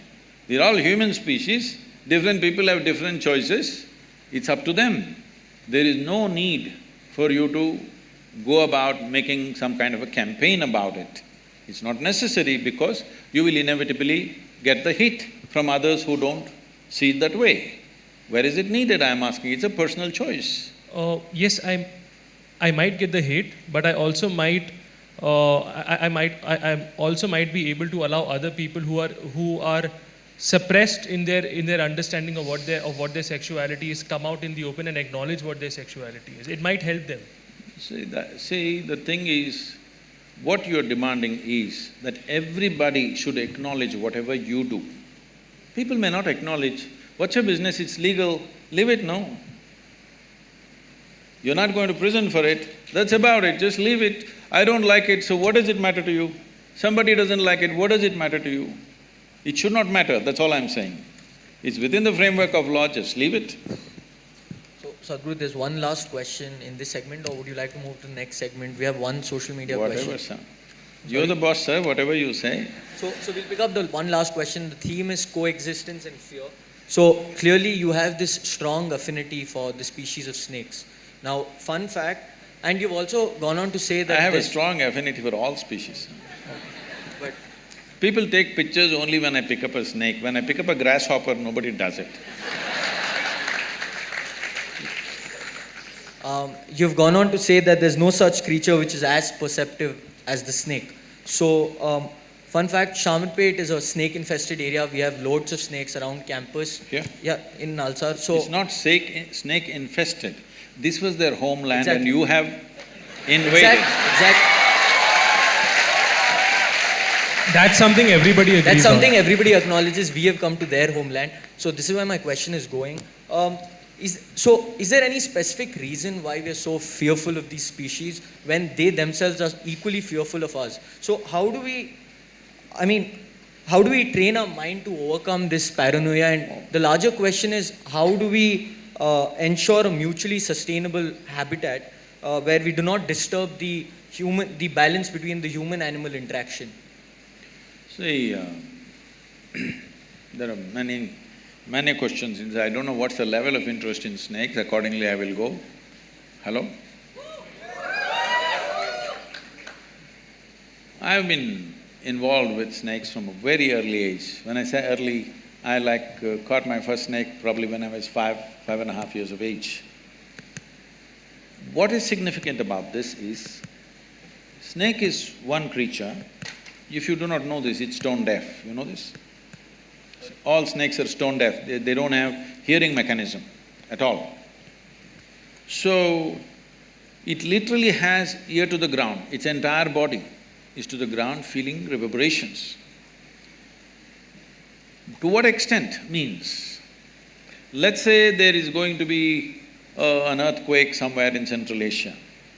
If you just observe a cobra today, let's say in the next 3 days there's going to be something happening. If you observe a cobra, how he behaves, you know there's going to be an earthquake. If you study it sufficiently, you can even indicate the direction in which it's going to happen and an approximate distance. Whether it's going to happen 100 kilometers away, 1,000 kilometers away or 3,000 kilometers away, you can make an approximate guess, like meteorological science, you can observe. Because he's got his entire body to the ground, even the smallest reverb that he feels, he behaves differently. So in that context, he is very perceptive. And he is also chemically very perceptive. The only way he knows you is by your chemistry. He doesn't see you very well, but he knows your chemistry very well. See, if you go… don't try this by yourself, because you're on pot. You may not be quick enough for them. If you just go and pick up a cobra simply like this, not by his head or something, just in the middle, hold him, just pick him up, he will simply come without any resistance. If there is no any anxiety or anything within you, you show little bit of anxiety, he will go for you because he sees it as danger immediately. So I was telling people, people were saying, how do we know, Sadhguru, we are really meditative and at ease? I said, we must do a cobra test for you. If you just pick it up, if he just comes, you're at ease. If he reacts, that means you're not at ease. I don't know, one picture came for a moment in that video where I'm holding a king cobra. You saw that one? A king cobra, I think no, not in this, it didn't come. I think a king cobra was on the ground. There's another picture where I'm holding a king cobra halfway down and he's just like that. A king cobra is a snake that if it bites you, it'll just hardly give you 20 to 40 minutes, you'll die within that. A regular cobra, it bites you, because you say they have snakes, I'm giving you some knowledge. It mainly, the cobra venom affects your cardiovascular system, it gives you anywhere between 4 to 6 hours. If you don't get excited, you may get another 1 or 2 hours extra. If it bites you in the body, you will have 4 to 5 hours. If it bites you in the limb, you may get 6 to 8 hours time. But if a viper bites you, you have much less time. If a banded carrot bites you, you have just 1.5 to 2 hours. Because one venom attack affects your neurological system, another venom affects your cardiovascular system. What it is doing to you is your blood gets thicker, so you can't breathe. And everything gets tough because the heart will start pumping in a certain way because the blood gets thicker and thicker, coagulation happens across the body. Why I'm saying this to you is, the nature of the venom gives him that. Venom is not only in his sac, he's producing it in his entire body. Today, there's so much research gone into the medical sciences, you will see in the next 5 to 10 years' time, almost all neurological ailments will be treated with cobra venom, snake venom and scorpion venom and spider venom. And some sea snakes which have very special kind of venoms, which could kill you in 5–10 minutes. So, a lot of research has gone in. Almost for every neurological problem that people are going through, like Parkinson's and memory losses, all this they are going to treat with venom. Still it has not been approved, but much research has gone in this direction. So it knows your chemistry so well. The beautiful thing about this is, there was a time when I'm sitting in some jungles in the Western Ghats. You guys are on the east, but you must come to the Western Ghats, that's a real jungle, okay? It's a rainforest. If I'm sitting and meditating, normally I don't know why, now I'm wondering why I sat in the afternoons, but I always sat in the afternoons, not early mornings. Afternoon I sit for meditation and I'm like sitting for 5–6 hours. When I open my eyes, a dozen snakes are sitting here. They're just drawn to that chemistry. When your chemistry changes, they just know and it comes. This is why Adiyogi is shown with a cobra on his, around his neck, to indicate that he is meditative, he is still within himself. If you become still within yourself, you pick up the cobra, simply it'll come like that. When I lived in the jungles by myself, no food arrangement, nothing, I mainly survived by drinking honey. Huge beehives are built at a place where the bears can't get. They calculate, the bees have such intelligence, they calculate a normal sloth bear weighs how much? Approximately about 60 to 70 kilograms. They build it on a branch where if the bear comes, even if the branch doesn't break, the branch will be sufficiently disturbed for them to go and take care of him. So it is up there and I slowly crawl up. My motorcycle petrol tube, I always keep it extra long, about 18 inches. And I go with this tube, stick the tube and drink honey. 3¼ liters to 1 liter honey, if I drink for 1 or 2 days, I am fully fired up with food, enough calorie in my system. But when I'm drinking this honey, the bees think I'm one more big bee. They don't see me. They are looking at the chemistry. If little agitation if you show, they will come for you. In your face, if 8–10 bees bite, you will die of suffocation. In fear, if you open your mouth, if they bite inside, one will do. Just one bee, if it bites you inside your mouth, you will suffocate to death. And above all, you will fall down from the tree, okay? So, we can give you a cobra test or we can send people from our yoga center who will train you how to handle. Suppose a snake came inside, how to take him and leave him in his habitat. He's come here not because he want to listen to the lecture or the conversation or the air conditioning, he's not come for anything that you have come for. By mistake, he's entered. You just have to let him back there. For this, little bit beyond fear you must be to take it, but without training, if you take it, you could endanger your own life. So if you want, we can train 15–20 people on the campus who can handle this safely. So,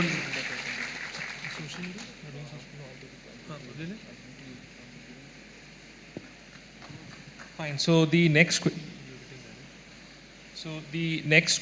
is, so we'll be doing the social media question. There's one social media question, then we open it up for audience questions. The social media question, Sadhguru, is that how do we get the population interested in politics and in governance in the sense that If you can hold it little closer. how do we get the population interested in politics and governance in view of the fact that, I mean, in most elections there are less than 50% turnouts? See, this is not about politics. There is not enough concern about the nation and the people. That concern has not come to a whole lot of people.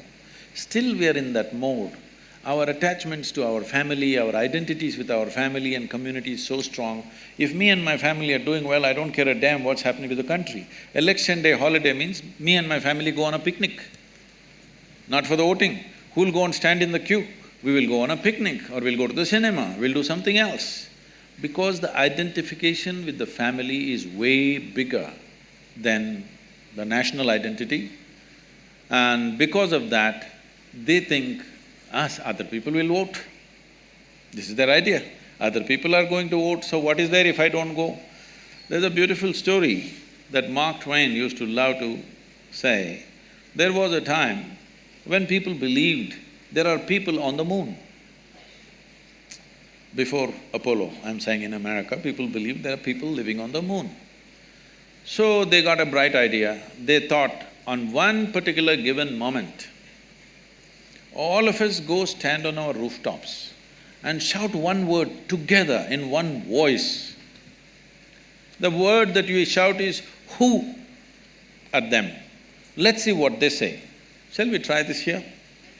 Can all of you… I will say 1, 2, 3. Can you just say who as loudly as you can so the whole Hyderabad hears? 1, 2, 3. See, you have become wonderful like this. But that day came, everybody stood on the rooftop. That time I got a very, a very artistic idea. I thought, this is such a rare moment.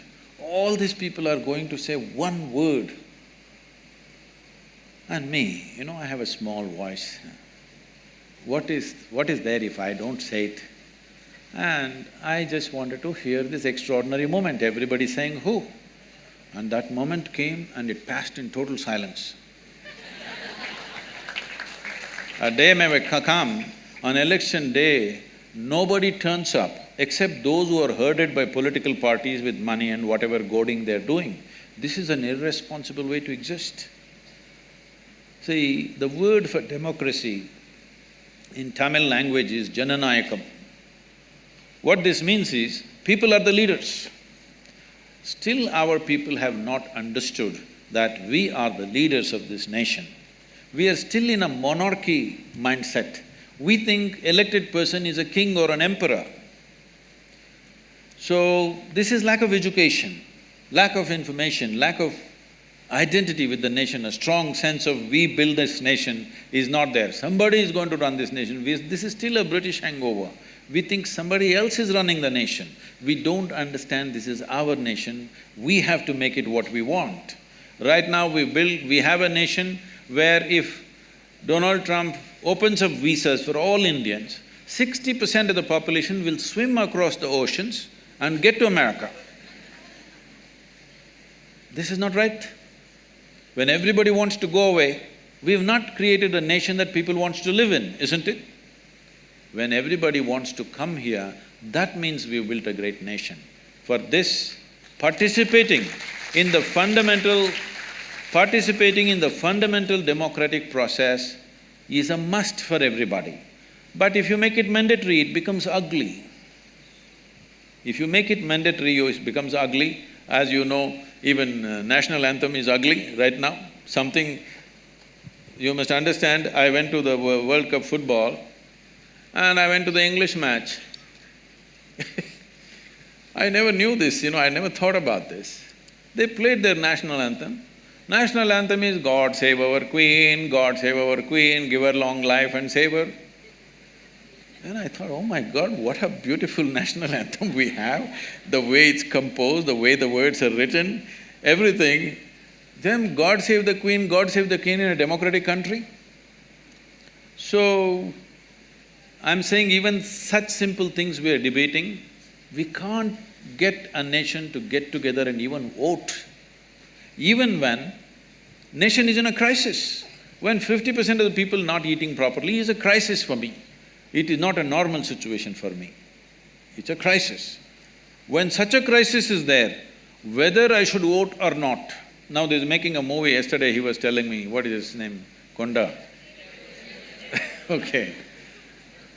They're making a movie, Nota. Okay, we will say, nobody is acceptable to me. Well, it all sounds very intellectual, but believe me, you don't build a nation like this. You have to make choices about whatever lousy choice you have, in that you must make a little better lousy choice. If you want to improve this nation long term, you cannot abstain and say, oh, nobody is fit enough.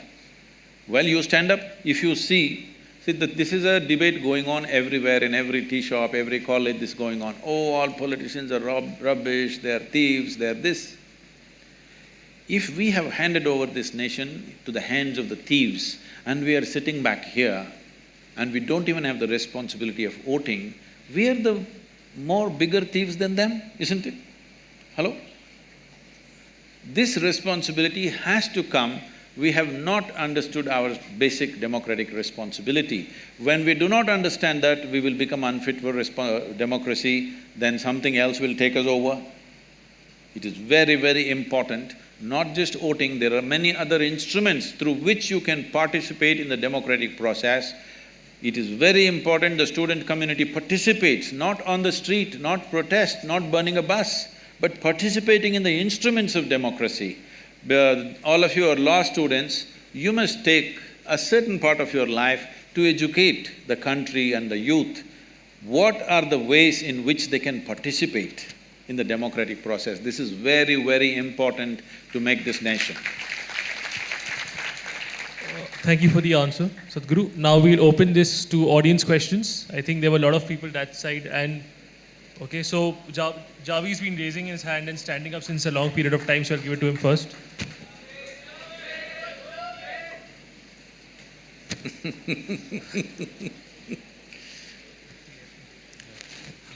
Good afternoon, Sadhguruji. As an elder, as a guest, and as an achiever, you have my respect. Now, you've been talking about a lot of undernourishment in India, people who are undernourished. It is these very undernourished people that we have taken away the food from, their nutrition. And secondly, it is these minorities who are scared to, do things out of their own volition, exercise, their own autonomy because of the environment we have created. And you also talked about, how America, respects its national anthem. There have been several politically motivated stances taken by a lot of people whereby they decided not to respect the national anthem. No.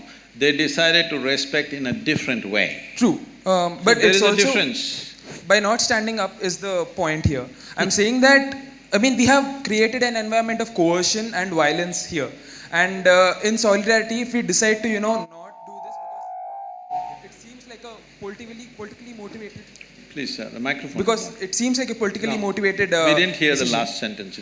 We have created an environment of coercion and violence in the society. All the people are being forced to do this against their autonomy. So in solidarity, if we decide to not stand for the national anthem, there are bigger things here. I hope that was not a rhetorical when you asked us, is there a solution? Why should we, look for a higher ideal somewhere? Why can't we just, live with acceptance and tolerance instead? Respect these people's opinions. See, that's the idea. No. That's where the does solution. acceptance and tolerance and national anthem… I don't even understand. Where is the relationship? Because many people don't want to stand for the national anthem because it's probably against their beliefs. Or, they… No. We are failing them as a nation. How will, us appealing to, some created deity of a nation help us in, solving these problems? I am 100% with you. If we are thinking in a spiritual way, I am not identified with my nationality. I see all people around the world are involved with me. My work largely today has become much bigger outside the country than here. So it is not… See, you're looking at this in a very simplistic way or in a rudimentary way. In the sense, you think everybody should be either for or against. I am not for or against, I am just asking you. Now you talked about various levels of injustice which has happened in the country. Unfortunately, it's a fact. The question is, to correct this, should we stay together or each one of us do our own thing and hope it'll get corrected? I'm just saying that the staying together can happen by acceptance and tolerance and not Yes, by... sir, but that's not happened, right? It can happen in theory, but has it happened? I will tell you, if everybody turns spiritual, if they experience something beyond their body, beyond their mind and beyond their beliefs and everything, the whole world will become one. I know that and I'm working for that. But do I believe it'll happen tomorrow morning? It'll not happen tomorrow morning. I mean... I must tell you, when I was… how old are you? I'm 21. Huh? I'm 21. Okay, when I was 4 years beyond you, when I was 25, something happened to me. I just sat in one place and suddenly I realized every cell in my body was bursting with ecstasy. I didn't do anything, simply it was overflowing with ecstasy. Then I realized, if you don't do anything, if you don't mess with anything in the body or in the mind, it just overflows with ecstasy by itself. When I realized this, I actually sat down and made a plan. This is so simple. On that day, the world's population was 5.6 billion people. I made a calculation and said, in 2.5 years' time, I will make the whole world ecstatic because it doesn't need anything. If you just teach them how not to mess with themselves, they will all become ecstatic. I thought it's going to happen on that day. But look at me, 37 years, hey, you're not looking at me. 37 years, and well, I have touched over 500 million people, but that's not my idea of the world. My idea of the world is 7.6 billion people. Now I know I will die as a failure, joyfully, but as a failure. So I want you to understand the nation is not built on some egalitarian ideas. People need emotion. Without emotion, they won't come together. You cannot put people together without emotion. Whether it's a family or a nation, it's true. Just one last point I want to make. You have so much soft power as a celebrity and, as a, mystic who is well known throughout India. And the state at the same time is the state well. So, I mean, in such a politically charged environment, us taking a stance, I do think that's problematic to, a lot of other, communities which disagree with what's happening. What stance have I taken? In terms of saying that, national anthem should be respected and, these are things which people don't agree with. Okay, what would you like to respect about this nation? Please tell me, we'll do that. Constitution at least? Sure, I mean, I'm saying let's just respect each other, that's it. See, where is each other? We don't meet each other, right? Every day? See, please understand, when we say a nation, we are not talking it's a flag or it's an anthem. When we say a nation, we are talking it's a certain people. So there are certain symbols which represent these people whom you call as Indians right now. So, why 3 striped colors? Why can't we have 7 colors? Yes, we can have, why not? If you want to redesign the flag, you can. But right now, this is it, all right? If you want to change the design, we can. You want to change the anthem, we can rewrite the anthem if you wish. But I am saying, without tools of integration, you don't make a nation. It is idealistic to say, let's not have anything, let's just live as a global village. It's a fantastic idea, but can you make it a reality? Can you execute this idea? That's all I'm asking. I'm talking about execution. As an idea, global is fine. If there is no nationality in the world, it'll be a fantastic world. But are we capable of doing that?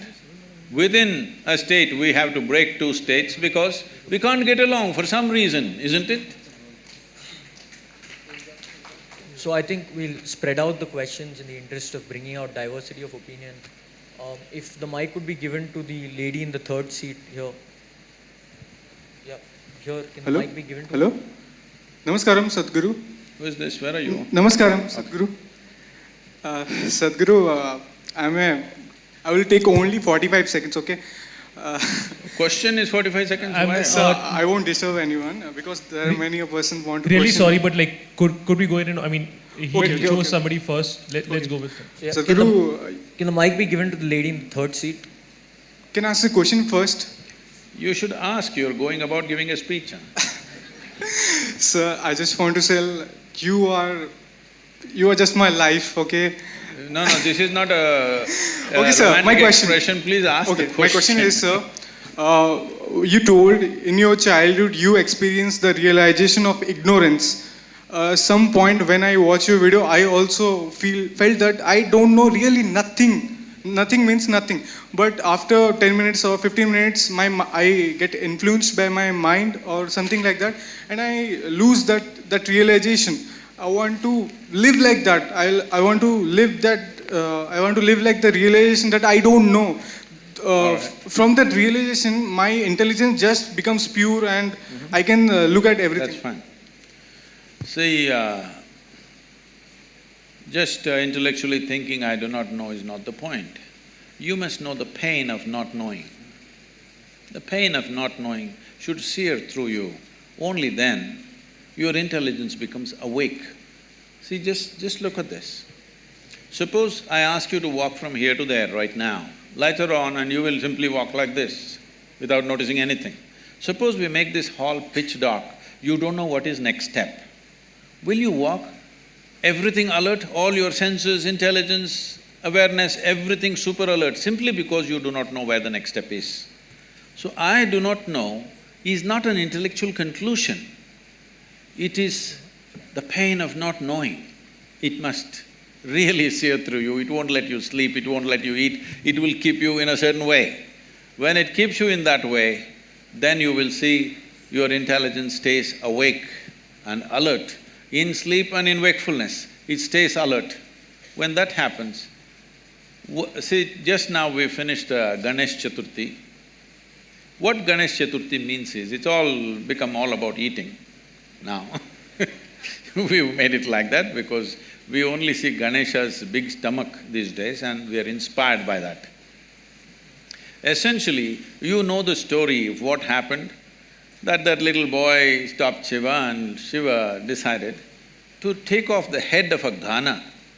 A Gana means, Ganas are described this way, that they were talking in a language that nobody understood and they had limbs which had no bones. Like this it's described in the certain texts. So he took off one of their heads or the chief of the Gana and put it on this boy and made him live with this new head. So he had this new head which is not a human head.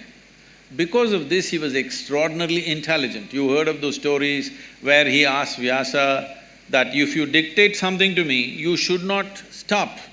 If you stop, I will give up this stupid project and go. If you don't know what you're talking, I'm not going to write down. You must simply speak without a break, only then I will write down. So essentially, Ganesha had enormous… he's Ganesha, not Gajesha, okay?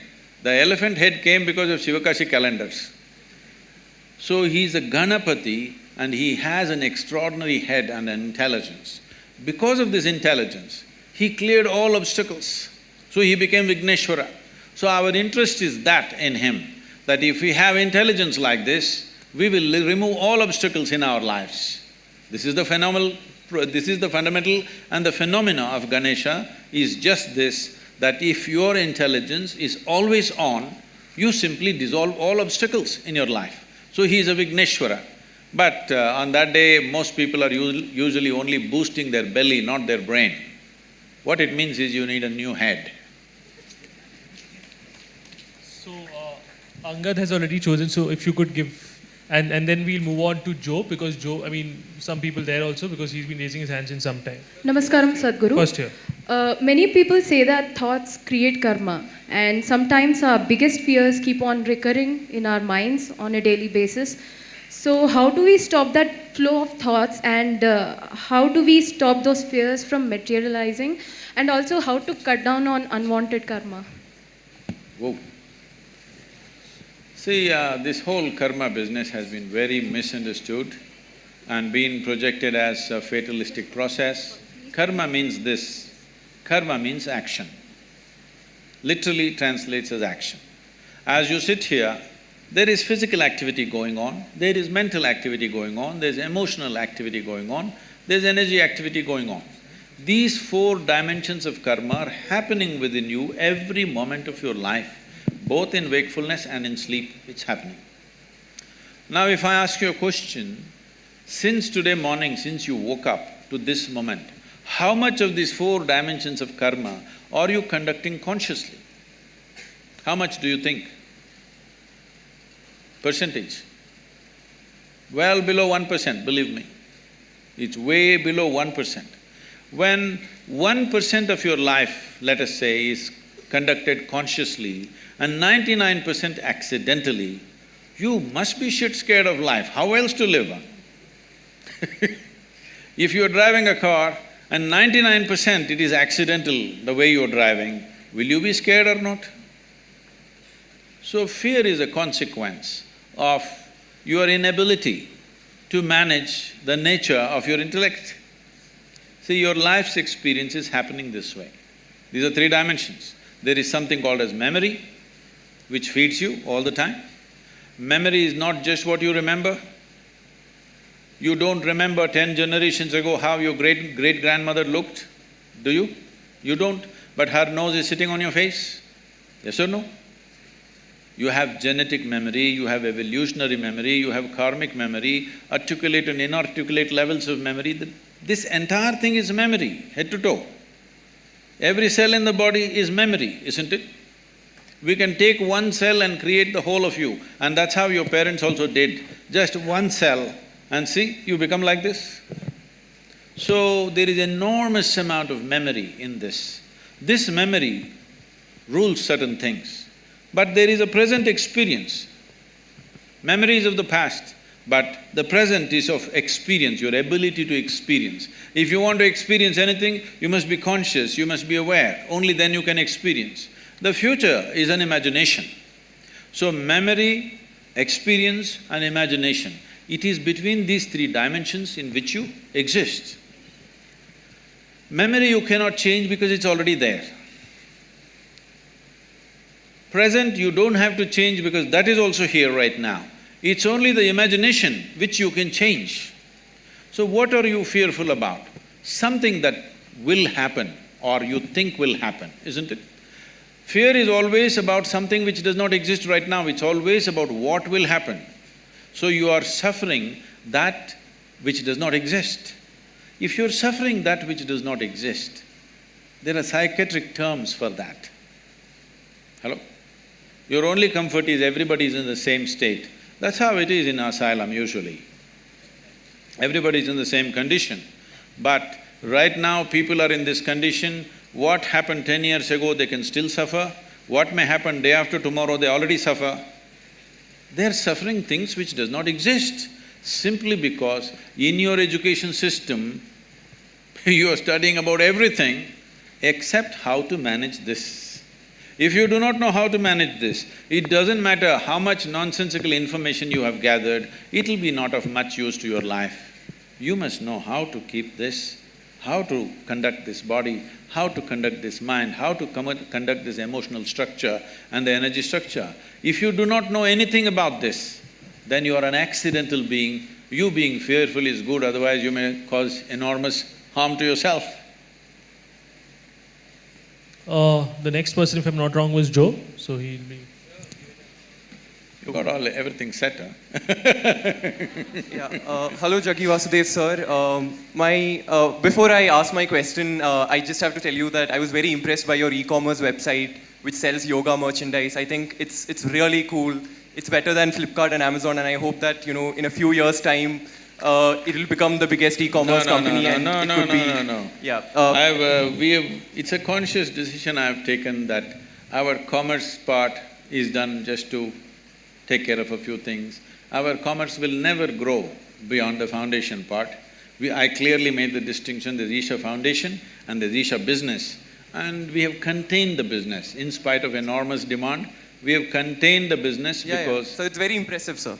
No, you should not be impressed by that. You must come and see what I do otherwise. So, the real thing. My question… I want to tell you that I was also very impressed by your commitment to rule of law that was evident from the discussions that we have had. In the same light, I just want to ask you that in one of the blogs that you have written in your website, you speak about women's entry to Shani temples. And there you say that, look, the reason why they shouldn't be allowed is because there are planetary forces and it's not good for women to enter these temples. In the same vein, I just want to tell you a little bit about the law on the point. There are Supreme Court judgments which say that if you make laws which tend to be discriminatory for women, it cannot be a justification that we are doing it for their benefit. That cannot be the justification for any law that discriminate against women. This is the law of the land. In that same vein, would you say that if that is the law of the land and you're committed to the ideals of law, then one, how do you justify that? Yes. And two, one more question, sir. Let me say. So just a follow-up question. The second part of the question is, in the same article, you also mentioned that we can control the impact of planetary forces on our life through inner engineering. What is inner engineering? Is it a program that Isha Foundation hands out? What is? What exactly is inner engineering? Is it something that you guys do, and like if you guys can tell us what is inner engineering, only then will we be able to, face the forces of planetary forces. What exactly is this concept of inner engineering? Okay. We'll answer that. So right now, why don't you ask this institution, NALSAR? Only if you tell us what is law, we will know what's the law. What is it? I'm sorry, sir, could you clarify that? I didn't get what you just said. No. You tell your institution in which you are.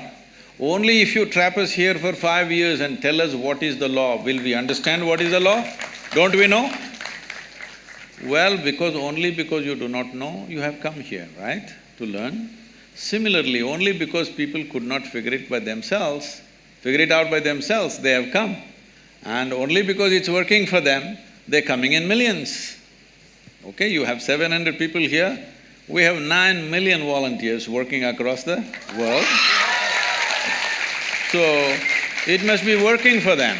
So do not make these judgments, and don't think it's very smart to simply make judgments for everything. You are a lawyer, you are not a judge, all right? So let's come to the question. See, please don't do these things. It is happening from both segments of people. What you like, you shout and clap, please don't do that. For or against, that's not the way. The way to do this is, are we interested in knowing and enhancing? You ask a question as a way to enhance your knowing, not just to prove that you are smart. If you think you can prove you are smart, we will do something else to that. Anyway, you ask this question, I like the e-commerce, I know when you started off, I know when Joe is called, why he is called, we know what it is, I'm not that dumb, okay? When I sit here, when I just look at you, I know what you can ask, I will tell you. Let me tell you this, hello. When I train teachers to handle inner engineering programs, now we have transformed the program in a different way, but at one time when it was very intense, I trained the teachers like this. Somebody walks into the hall, they settle down here today by themselves without being guided. You just see, I made a chart of the hall and said, see, if they sit here, if they sit here, if they sit here, this is the question they will ask. You just be ready. When he raises his question, this is what he will ask. 93 to 94% of the time, it's always right like that. People think they are free and they're asking questions. But if they sit in that place, that's a question they will ask.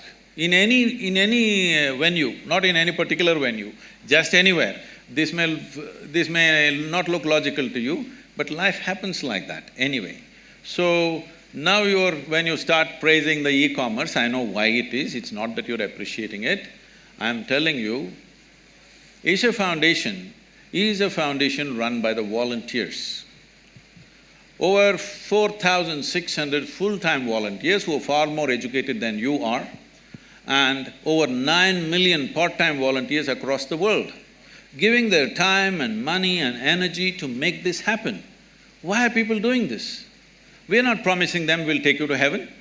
We are not telling you will go and sit in God's lap. Why are they doing it? It must be done wonders to them, otherwise why will they invest their life in it? So without knowing anything, don't make conclusions. So are you the only one? Well, you can do it in so many other ways. If you knew how to figure it out, why would I be needed? You do not know how to figure it out, so somebody comes and helps. If somebody comes and helps, why are you helping people? You leave them with their problems, they'll be good business for a lawyer. Is that what you're talking to me? Please don't feed upon people's problems. People have problems. If you have a solution, it's good. If you don't have a solution, at least leave them alone. Now, about commerce, we have every day in the yoga center, the minimum meal is around 7,000 people per meal. On the weekends, it's 15 to 20,000. Whoever comes, nobody inquires, who are you, why are you eating here? Whoever comes, they're welcomed and they're fed, all right?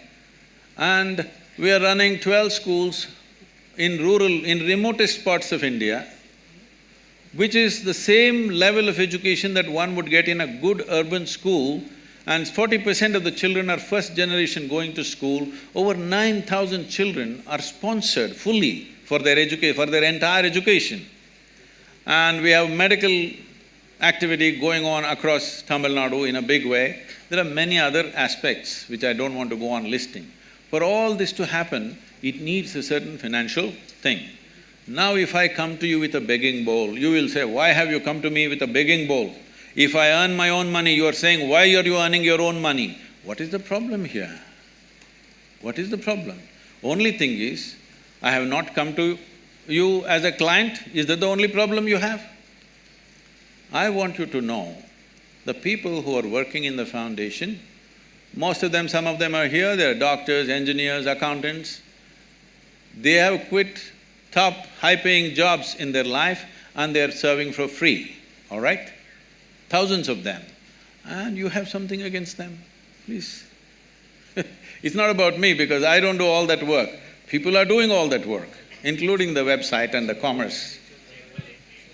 So just for the diversity of opinions, so that, I mean, as a moderator, I have to ask people from… Oh, women's rights, yes. About Shani Temple. See, first of all, you have a misunderstanding that Indian temple is a place of prayer. Indian temple is not a place of prayer. I want you to know this. Different temples were built in different ways for specific purposes. Shani Temple is built for occult purposes. Occult means, you know what's occult? What is the Telugu word for occult? What? What is that? What people call as black magic or whatever, you know? There are certain occult practices where if the occult practices are being done, women in state of pregnancy, in menstrual cycles, it could seriously impact their life. So they said women should not go. It was also designed that on a certain day, if the woman is in a certain condition, on a full moon day she can go, other days… These are prescriptions, these are not restrictions. These are prescriptions, these are not discriminations. These are done with a specific intent. Or, now that you're talking about women's rights, why don't you fight for the men's rights? In our temple, the Bhairavi temple that we have, men are not allowed inside the sanctum. Why don't you stand up and fight for that? I will tell you why they're not allowed. That temple is only for the women. Men are not allowed. Why? Is it a discrimination? It is not about discrimination, it is a certain dimension of life. If you go by this crude sense of equality, you will harm the woman immensely. There are millions of temples open to everybody. Suddenly, why discrimination will come in one temple? What are you talking about? This is not a culture which discriminated against women. There are more female deities in this country than male deities. Every village you go, there is an Amman temple, there is a Devi temple. And you think it's discrimination? These are very rudimentary ideas picked up from the West.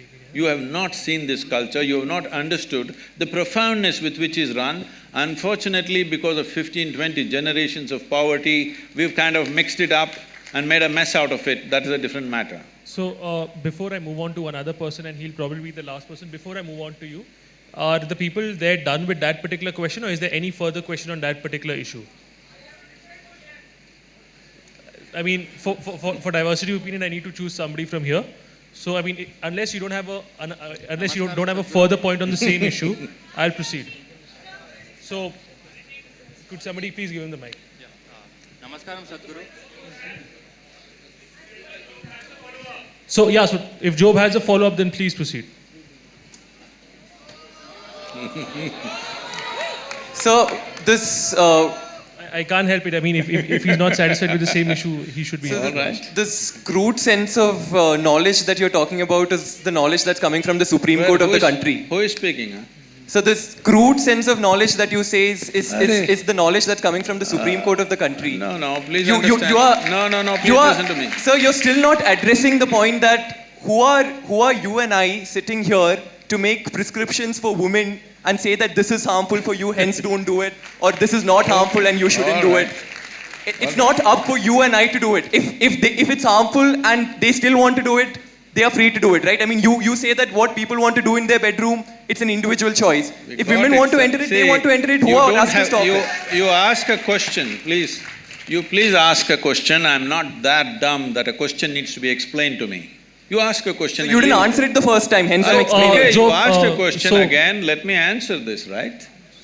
The question is, who are you to tell the ladies whether they should go to this or not? No, I'm saying they should have the option. I'm saying they should have the option. So, I mean, just to give a similar example, sir, alcohol might be... Oh, sorry. I got it. There are hundreds of temples in the country where men cannot enter. So if men say... There's a history of discrimination. That is a different matter. See, you're mixing up two things.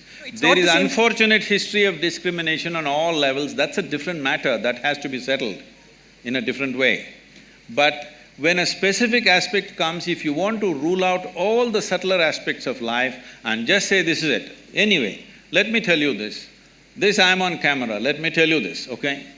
Supreme Court is there to interpret the Constitution.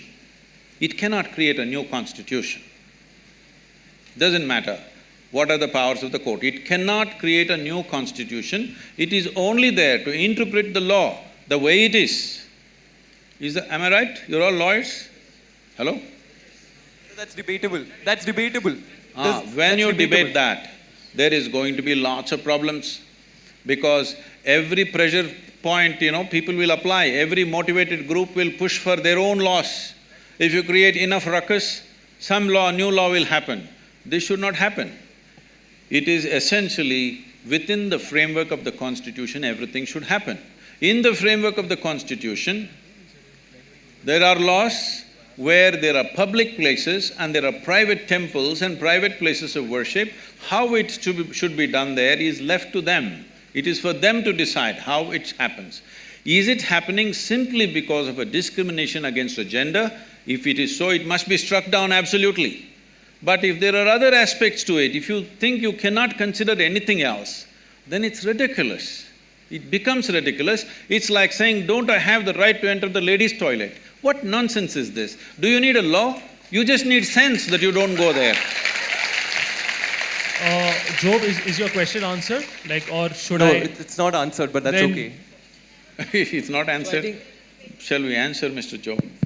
okay, so… I'm okay. So there's a difference between a man not allowed to enter a woman's toilet and you using the same See, analogy. I'm not saying he's not allowed. A man who is a man will not enter. That's all I say.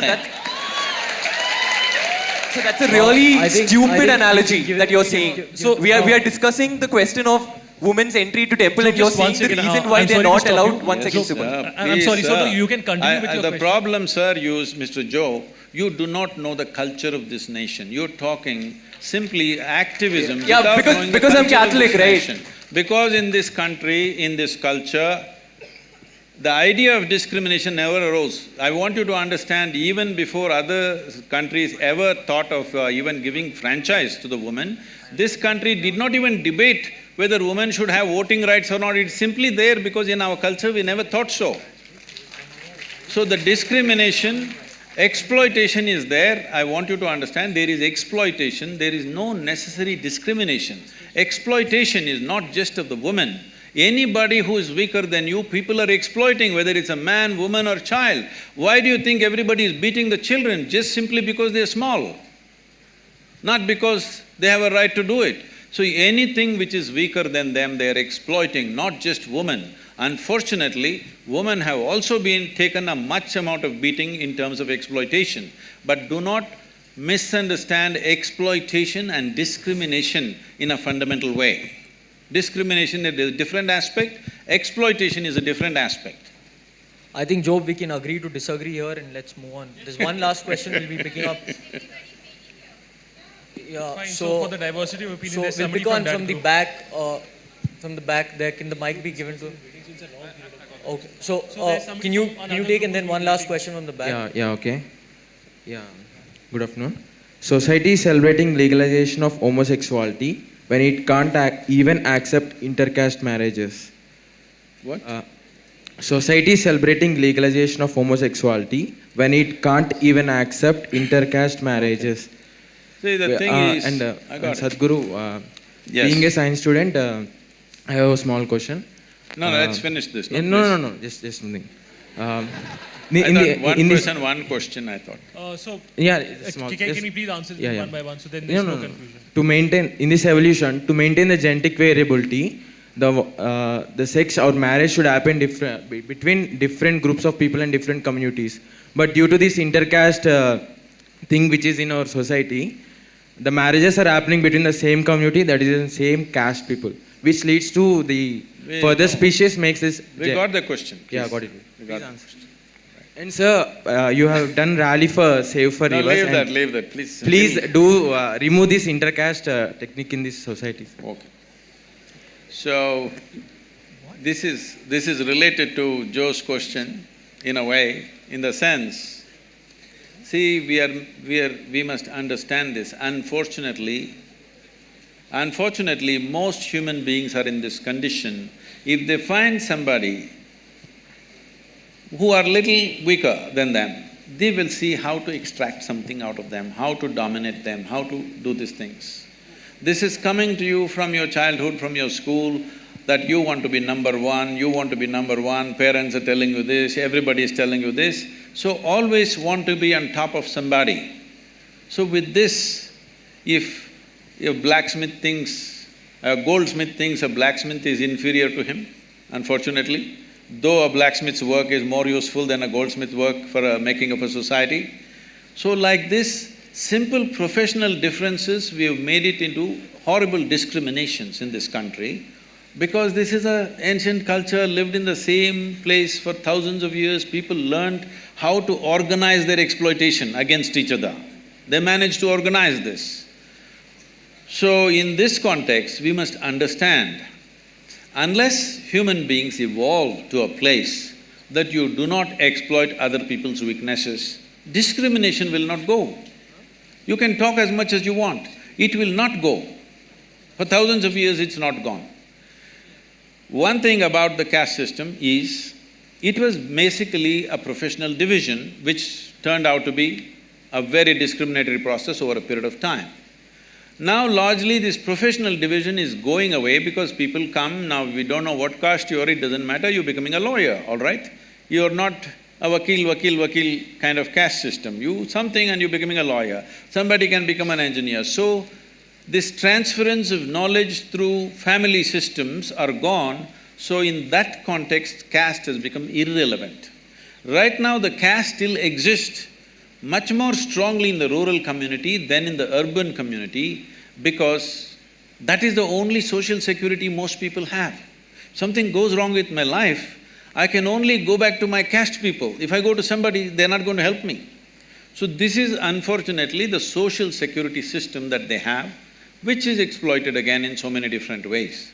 Unless we develop a universal social security system in this country that every human being has a net to fall back on, caste will not go. Once the universal social security comes, you will see caste will naturally die a death. You don't even have to fight it, it'll just go away. Once this social security is there for the human being. The reason why it's gone in educated and well-to-do people is because they have their own security. They don't have to go back to their caste. But the poorer people in rural India, for them the only security is their caste, their clan. You can only go back to your mama or your somebody else or whatever else. You can't go to a strange person and ask for help. So we have to make the society where every human being feels secure in the country. Only then you can remove this, otherwise you cannot remove. People are thinking this is just based on discrimination. No, discrimination is coming because wherever somebody is weaker, somebody is exploiting them.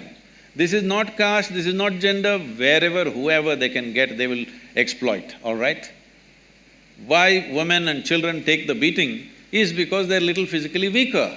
That's the only reason. Not because they're against the women or against the children, simply because we have still not evolved out of this, that we will treat the strong and the weak the same way. This has not come into us. This will not come because you fight something. This has to come by evolving the society, by evolving individual human beings, otherwise it'll not happen. Thank you for the answer, sir. So the team has been the team has been literally signaling to us that we should have finished this about 10-15 minutes ago. That being said, there seem to be a lot of interested people who've been raising their hands up. If you're fine with some more questions, we can proceed. Otherwise, we can… It's completely your choice.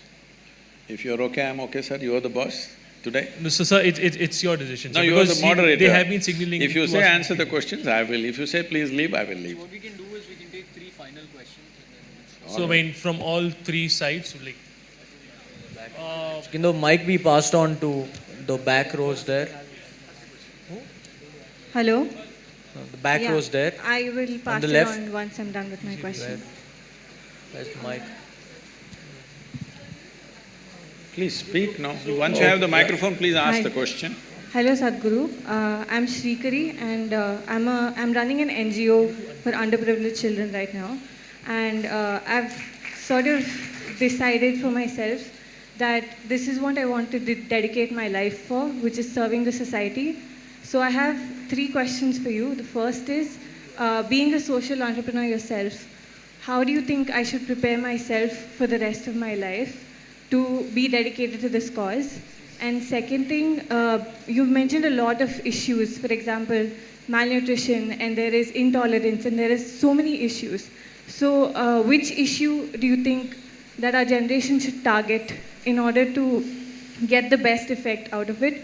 And thirdly, do you have any sort of program that can help our students who are doing this kind of an effort, because we don't have the kind of power or exposure to reach the kind of levels that you can? If any of you have… Please sit down. If any of you have, as she said, if you have similar intentions, that you want to take up a social cause and make it happen, well, you asked me, which should we take it up? In my focus right now is nourishment, education, ecology. These are the 3 things which are crucial for this nation. If these 3 things happen, all the other problems will get sorted out by themselves. If you start attacking small problems which are in the country, which are plenty, not 1 or 2, they are in hundreds, small issues which we are picking up, believe me, you will not solve the problem. You will only have the satisfaction of fighting for something. Don't fight for something, we have enough fight going on. We've seen enough fights forever. It's important. This country must be well-nourished, fundamental education must happen, and ecologically we must take some quick steps, because this is an area which we cannot reverse very easily. It may take decades or even centuries sometimes to turn it back, depending upon the kind of damage we cause. These 3 dimensions if we take care, all the other issues that you're mentioning, many other issues, small issues, I'm not saying they're not important, but if you take up those causes right now, you will not have a good foundation, but you will build a superstructure which will anyway collapse after some time. So these are 3 fundamentals.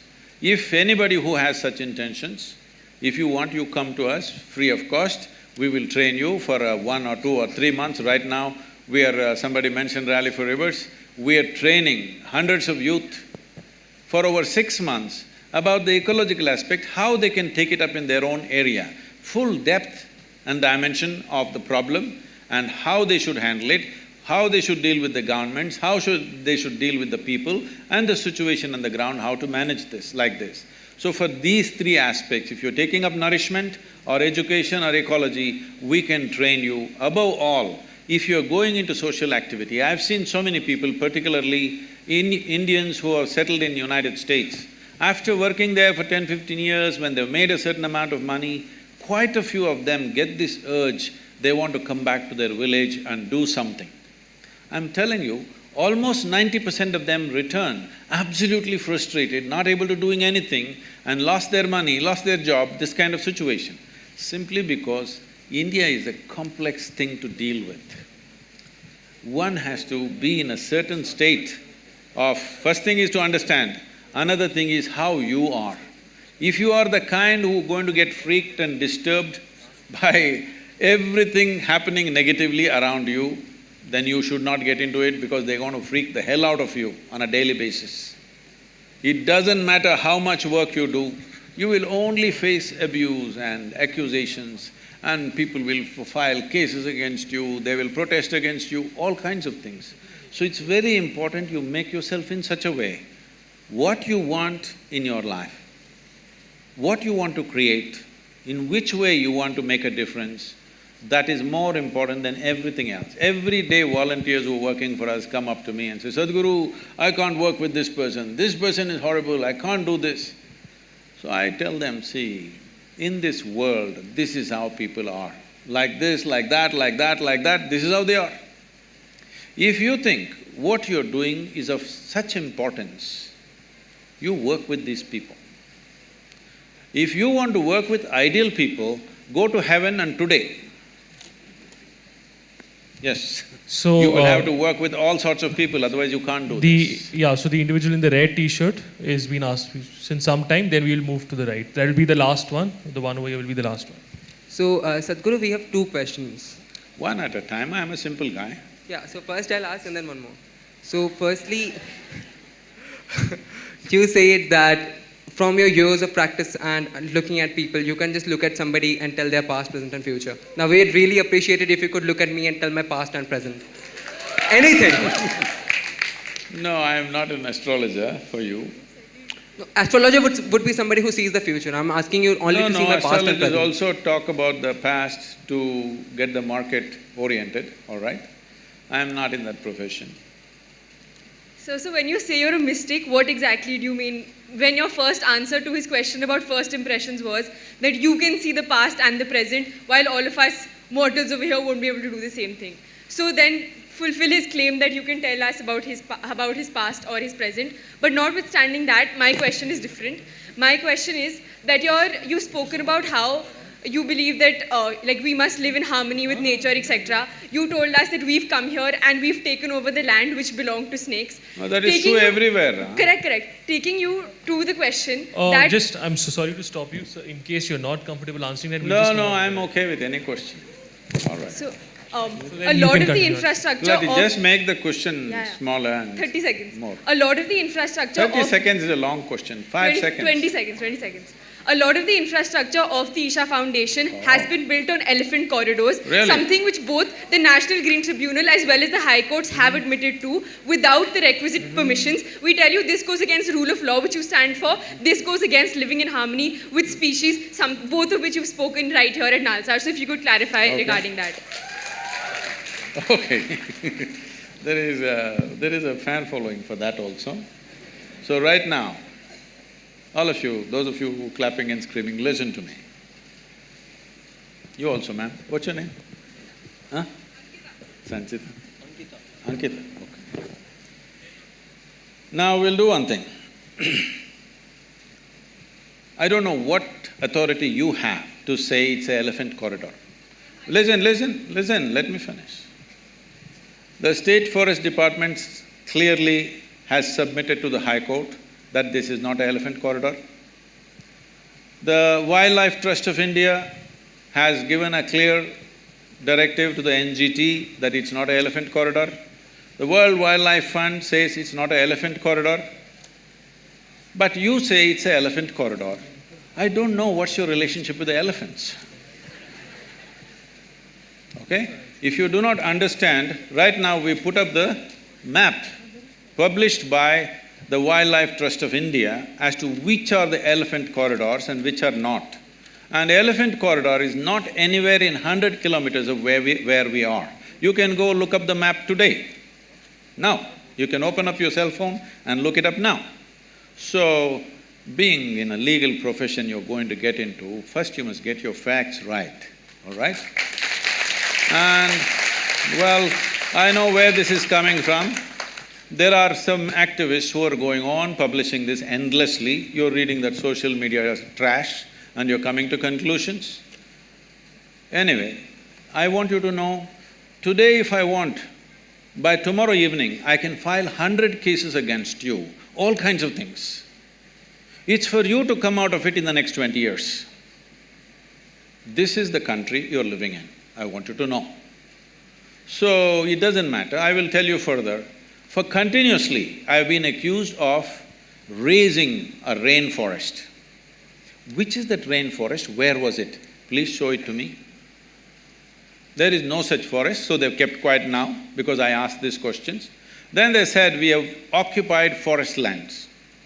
Well, forest department has senior forest officers from not only Tamil Nadu, from the center, came and surveyed the place and said not a little bit of encroachment has happened. But people keep writing the same thing. Now I'm asking you, if you're really interested in justice, you and your friends who are clapping for everything, I will ask you to come. 10, 15 of you come with cameras.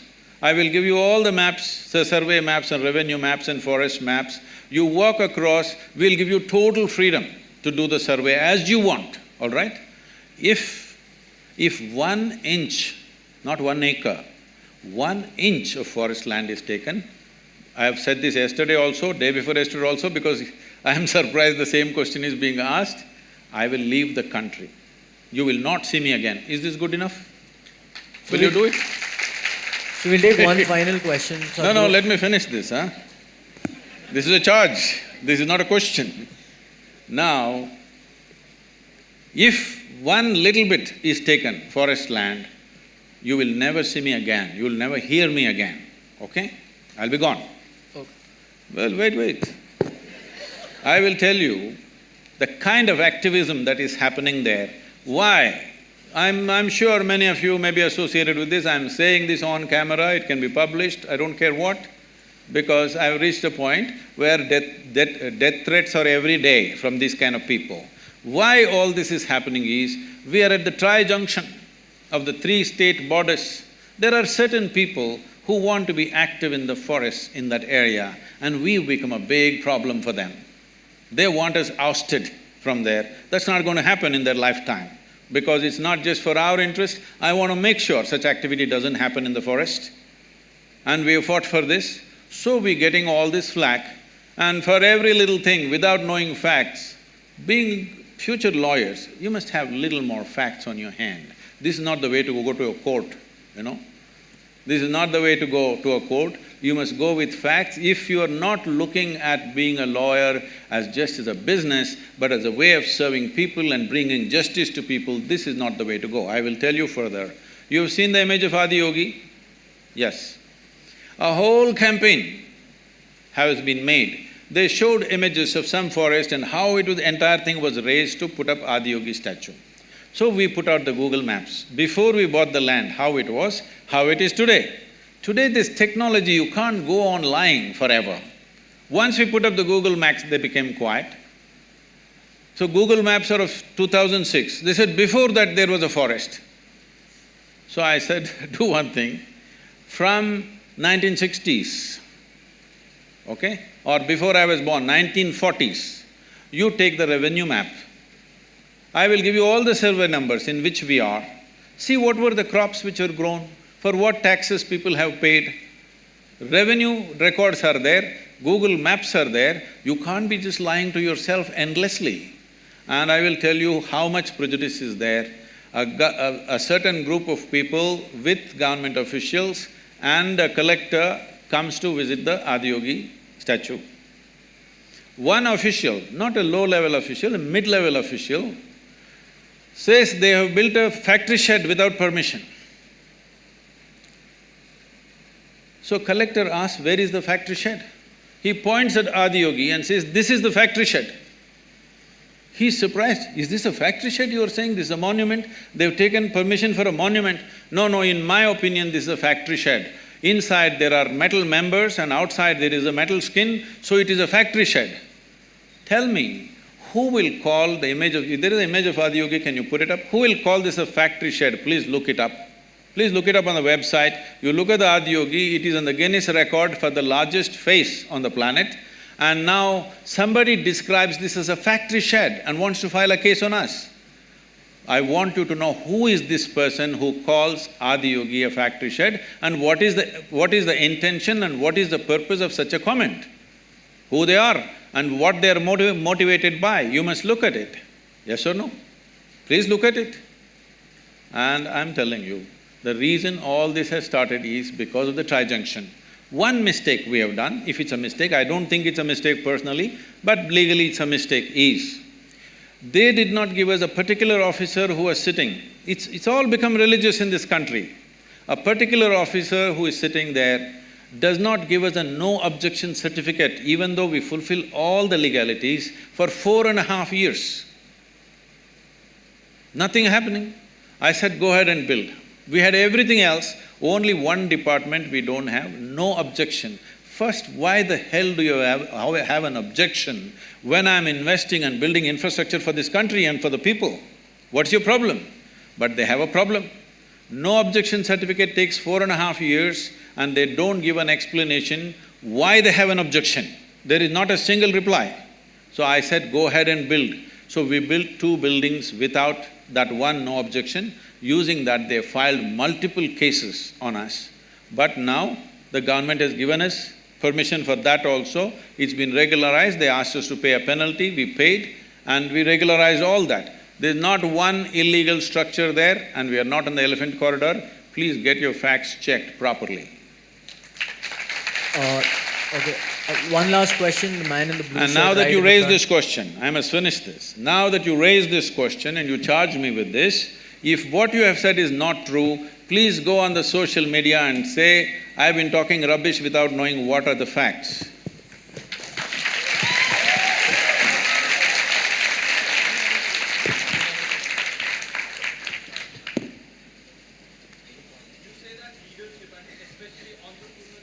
Yeah, it's not working. Give us the… Is it… You say that leadership and especially entrepreneurship and enterprises is very much needed for the growth of this nation. So how important is it for the youth or a young individual to be a leader and having a bigger vision which is beyond just their own survival but which includes larger well-being and growth of humanity? And if someone takes such responsibility, how a person having such a vision make himself capable and competent and clear? Thank you. See, in the development of a nation, today we have reached a point in the world where it is not the military prowess of a country, nor is it the political circus that goes on in a country, nor it is the activism and stuff that goes on in the country which decides the well-being of a nation. It is the success of the businesses which will determine the well-being of a nation, because we have decided to go market economy. Is it the best way to do things? I personally may not think so, but that's not the point. We've decided to go that way, we have to make it a success. That's all there is left to us. Every day we can't be rethinking which system to take on. We have to make it a success because we've chosen to be there. Now, for me to become a business leader or a social leader, what is it that I have to equip myself with? Well, that now famous inner engineering, that's the first thing you must do, because if you are not equipped to handle various uncertainties in life, if outside situations are going to determine what happens within you, then you should not enter into that kind of ventures because life will freak the hell out of you.